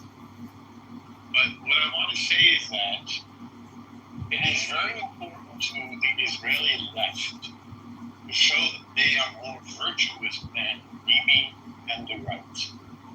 So even though we're getting a plan here that looks like it could work, they have to say, oh, you'll never accept it, and Bibi blow it up, and Bibi, because their worldview is threatened by the truth that is coming out. It's as if you say, how would you feel if somebody told you everything you know is wrong? So if they're not the virtuous ones in this equation, they're shaken. Their whole sense of reality is being turned upside down. So they have to automatically say, oh yeah, Bibi's going to reject it. It seems to me that Hamas is going to, No, Bibi will not reject it. And I'll tell you what, if anything, I think that those things that they think that Bibi is against, if anything, I think that Bibi put them there. Actually, it's doing him a favor because he can always say, like, you know, I wanted or I planned to, but, you know, the Americans, you know, we had to, or they forced me, you know.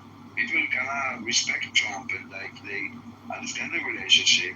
And for Bibi, you know, it's better that it will be there coming from Trump, so he doesn't need to, like, you know, he can tell, like, to Smotrich and Bengay, you know, it's not me, it's Trump. it's not one chip, they're the national groups. And then, I lost you. I said there's nothing there that is a single chip where they are.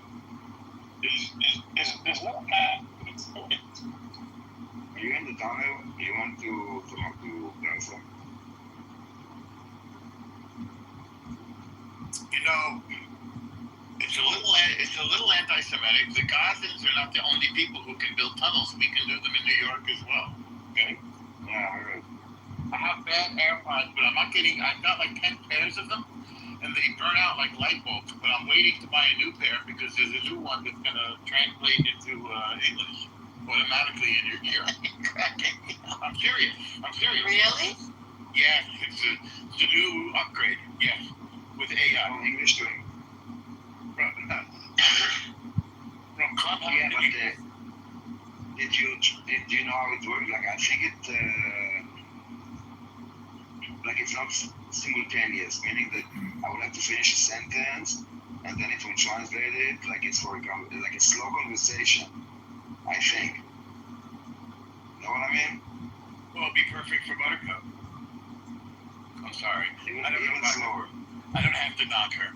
No, but let's talk about this for a second. This, to me, maybe I'm crazy, it sounds like a victory for Israel. No? Hamas goes into exile. That's not a win for them. Gaza has to be rebuilt. There's going to be a big question of who's going to supervise to prevent the whole thing from happening all over again. So presumably that's going to be a struggle on the ground. What do you think? Well, first of all, you talk about it's not the entire plan. It's not about the two-state solution. It's about, first of all, disarming Hamas. And then you put, like, international and Arab forces that get on tours of securities there. So you will have, like, a multinational force. Yeah, like Egypt is going to be there. Egypt, who loves the Jews so much. And plus, there's a parameter of this 1 kilometer. Plus, we are on the other side of the border, waiting with, like... I don't think we will ever again turn a blind eye to Gaza. The way we were completely infiltrated into Hezbollah, into Iran, into Qatar, our intelligence is gonna pay attention to Gaza. Well, it's supposed to be like now this lovey-dovey, you know, Palestinian Authority with committees and international and everything is very European and lovey-dovey and all the guns are like handed over and let's see. All I can say is that I would like to see serious Israeli involvement. Listen, first step we get our hostages back. Yes. And then they need to bring the Arab forces to us and let's take it from there. Can you imagine what that's going to look like? Because the withdrawal of Gaza, they said the war stops immediately. But the withdrawal, they said it's basically would be gradual. Yeah, I like that. I like that. Yeah.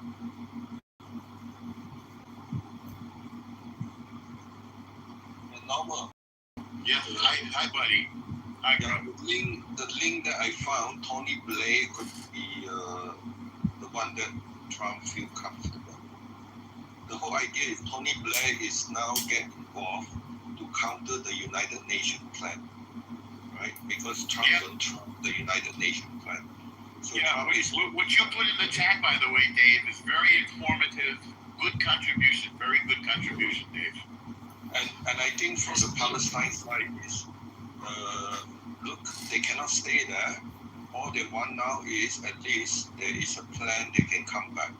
And then the interim authority will make sure that this is their property where they stay, right? They go out, eventually they have the right to come back. That is one thing to encourage them to temporarily leave Gaza, because they cannot stay there, has to be rebuilt, right? Yeah. So that is part one. Part two is what I fear is Israeli becomes soft again, repeat 2005, under the pressure from the West. So that's my fear. Tell me the last part. There was a fire truck going by. I couldn't hear you. No, I just somehow have this instinct. I just do not want 2005 repeat. Right? What made Israeli make the mistake 2005? Under what kind of pressure? Let me remind you though, 2005 was also not sustainable, the pre-2005 reality, because there were 8,000 Jews in there or something, and we were being attacked by the terrorists in Gaza. So it's not like that was an ideal situation. This is a little bit like Hebron. It has to be, for Jews to be in such a place is a bit of an armed camp. Look, are we ever going to get them to stop being terrorists? I don't know the answer to that one. I think it's unlikely, right? There's no re-education. There's no denazification. Who knows if we can trust Blair?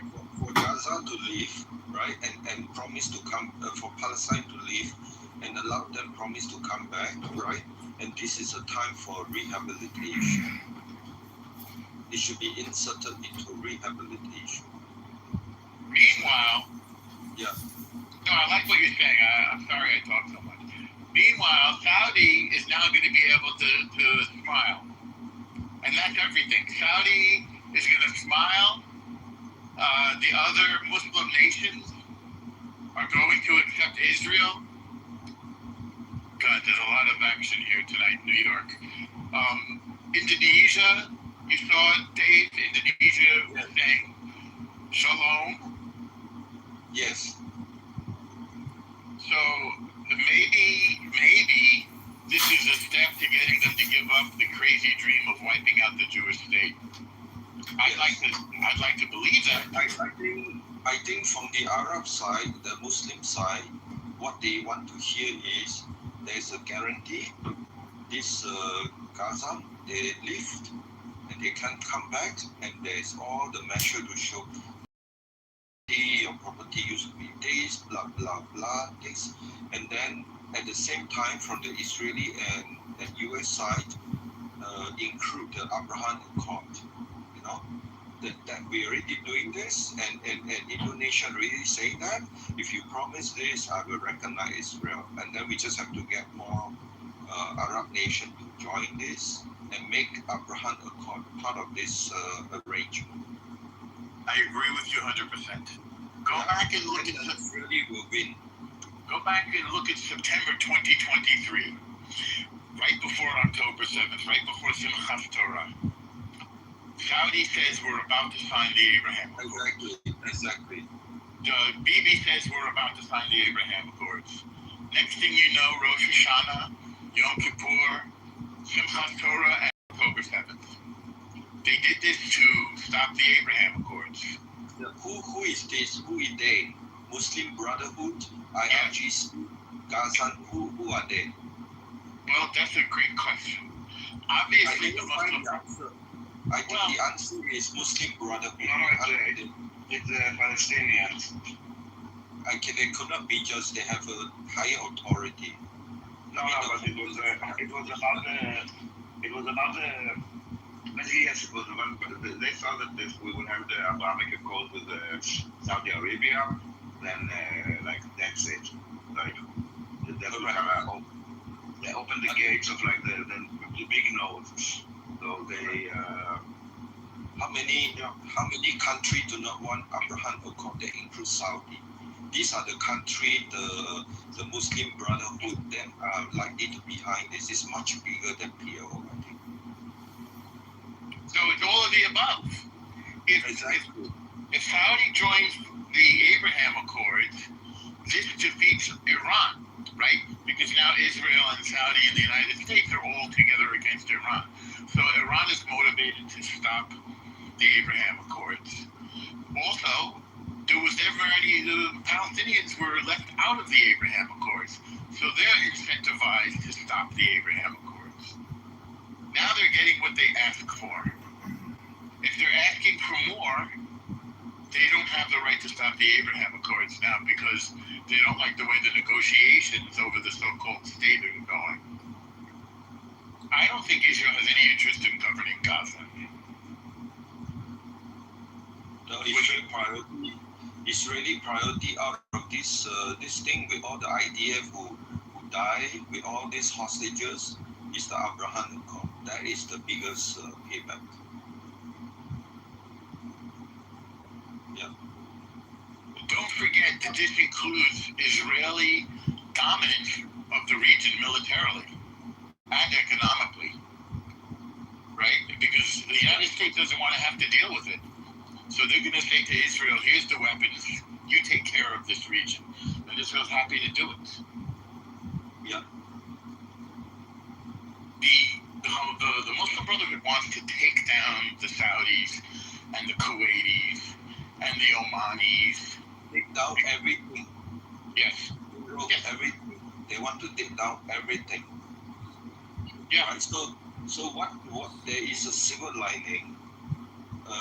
I mean, we did not see all the European countries supporting the two-state solution, right? There are countries like Italy, Switzerland, minister came to interview in Israel or somebody, right? So Germany not. Right? So every time when the Muslim come here say, Europe support, no, not all, right? So this is important part. It showed because back in May 10, 2024, there was a UN resolution, 140 over country. But this time, Europe are much more divided. There are less European countries supporting. So that is an improvement, right? So it showed that their position is not foolproof. The fight for the getting the West, the Europe to against US, to make Israel totally isolated. This plan did not succeed. That is the good thing. 100%. Because the war ends, there's no more reason to isolate Israel. By the way, all of these countries do business with Israel, especially when it comes to security. They do business with Israel and the United States because they are as terrified of terror as Israel is, as the United States is. And they use our technology, Palantir plus Israeli technology, to defend against terrorism. But they also show how weak some of the European nations like Belgium. Belgium, they can easily be paralyzed by Palestinian protests. I think for that reason they gave up. They surrendered. It's I mean if Spain, France, UK I can understand, but Belgium, where the Brussels is, European Commission, they surrender. This is not good. This is a very bad sign. Yeah. It also show how. I mean, last time when there was a soccer game, Israeli was involved. They get attacked, I think, in Amsterdam, and they're supposed to go to Belgium to play, and Belgium cancelled that. I think Belgium is very weak, or they are very fearful of protest. They're a tiny country. Yeah. And they have weak. Yeah. and they have a lot of Arab people that they wanted for cheap labor because the Europeans, they want to not have to work. Let the Arabs and the Muslims do their physical labor, and let the United States protect them. What a great deal! I've heard that U.S. has 100,000 troops in Europe right now, and we have since World War II. What a great deal for Europe! Let the United States pay for their defenses.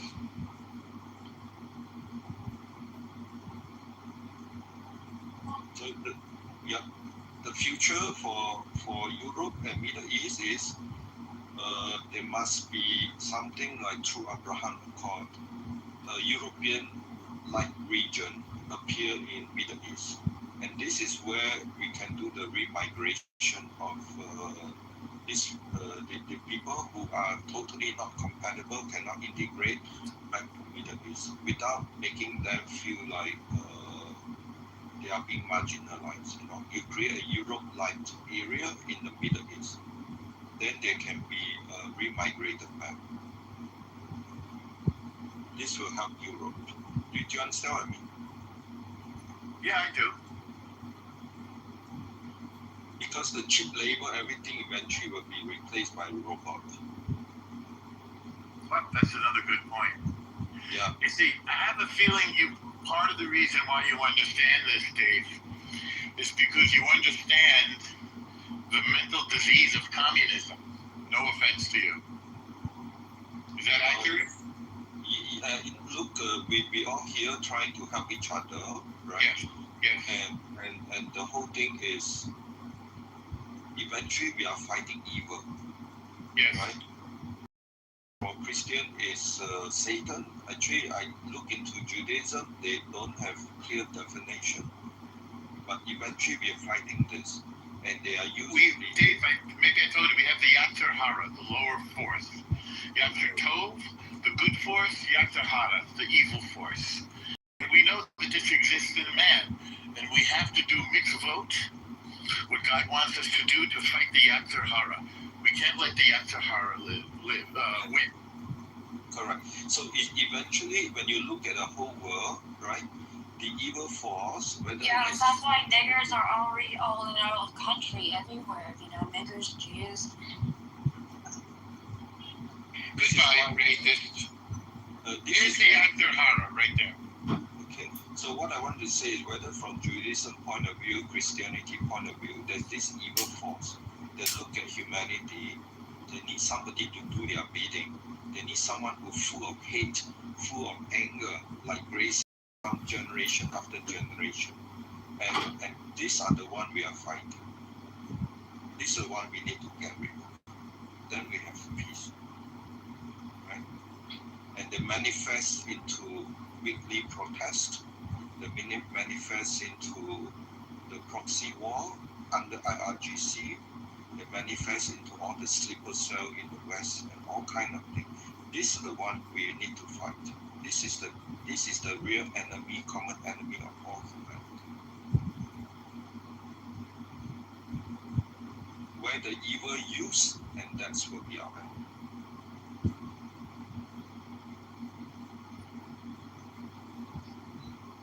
Daniel, you did incredible work tonight, bringing up the plan. You really helped us to focus on something positive, not just arguing. Yes. Thank you. I agree 100%. Great work, Daniel. Great work. Greg, would you like to sing those 14 points? I think I've had enough tonight for not saying anything. I think that tonight is as far as I'm concerned. All of the hostages. And Hamas will go into exile.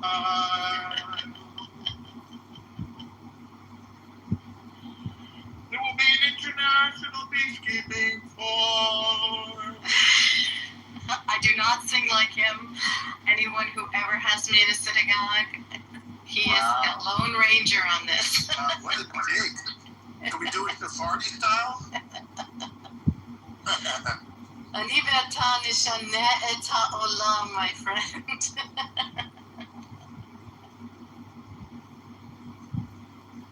when I went to the Kotel on Shabbat, as I'm sure you know, there were about 150 different minyanim going on. Everybody is dancing and hugging, but the best sounding minyan by far was the Sephardic minyan. So I had to go with the Sephardic minyans. Why? No, that was the one that felt your heart. Go for it. Oh, it was so beautiful. Plus, and I want to do this at my synagogue, but I never seem to get it together yet for Shabbos. They were smelling myrtle. Of course, yes. And mint. And mint. Why do you say of course? Do you also do this? Frankenstein. No, I've been to places where they do this. I remember the first time I was like, what is this? I had to look it up to see if it was kosher. Yeah. Smelling fragrant herbs.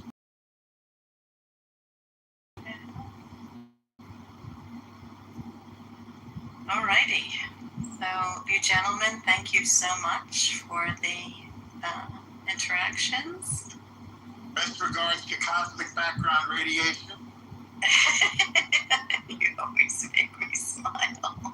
That's my Thank you, everyone who came to the room. Thank you for the wonderful interactions. Oh, Austin, you know you're the best.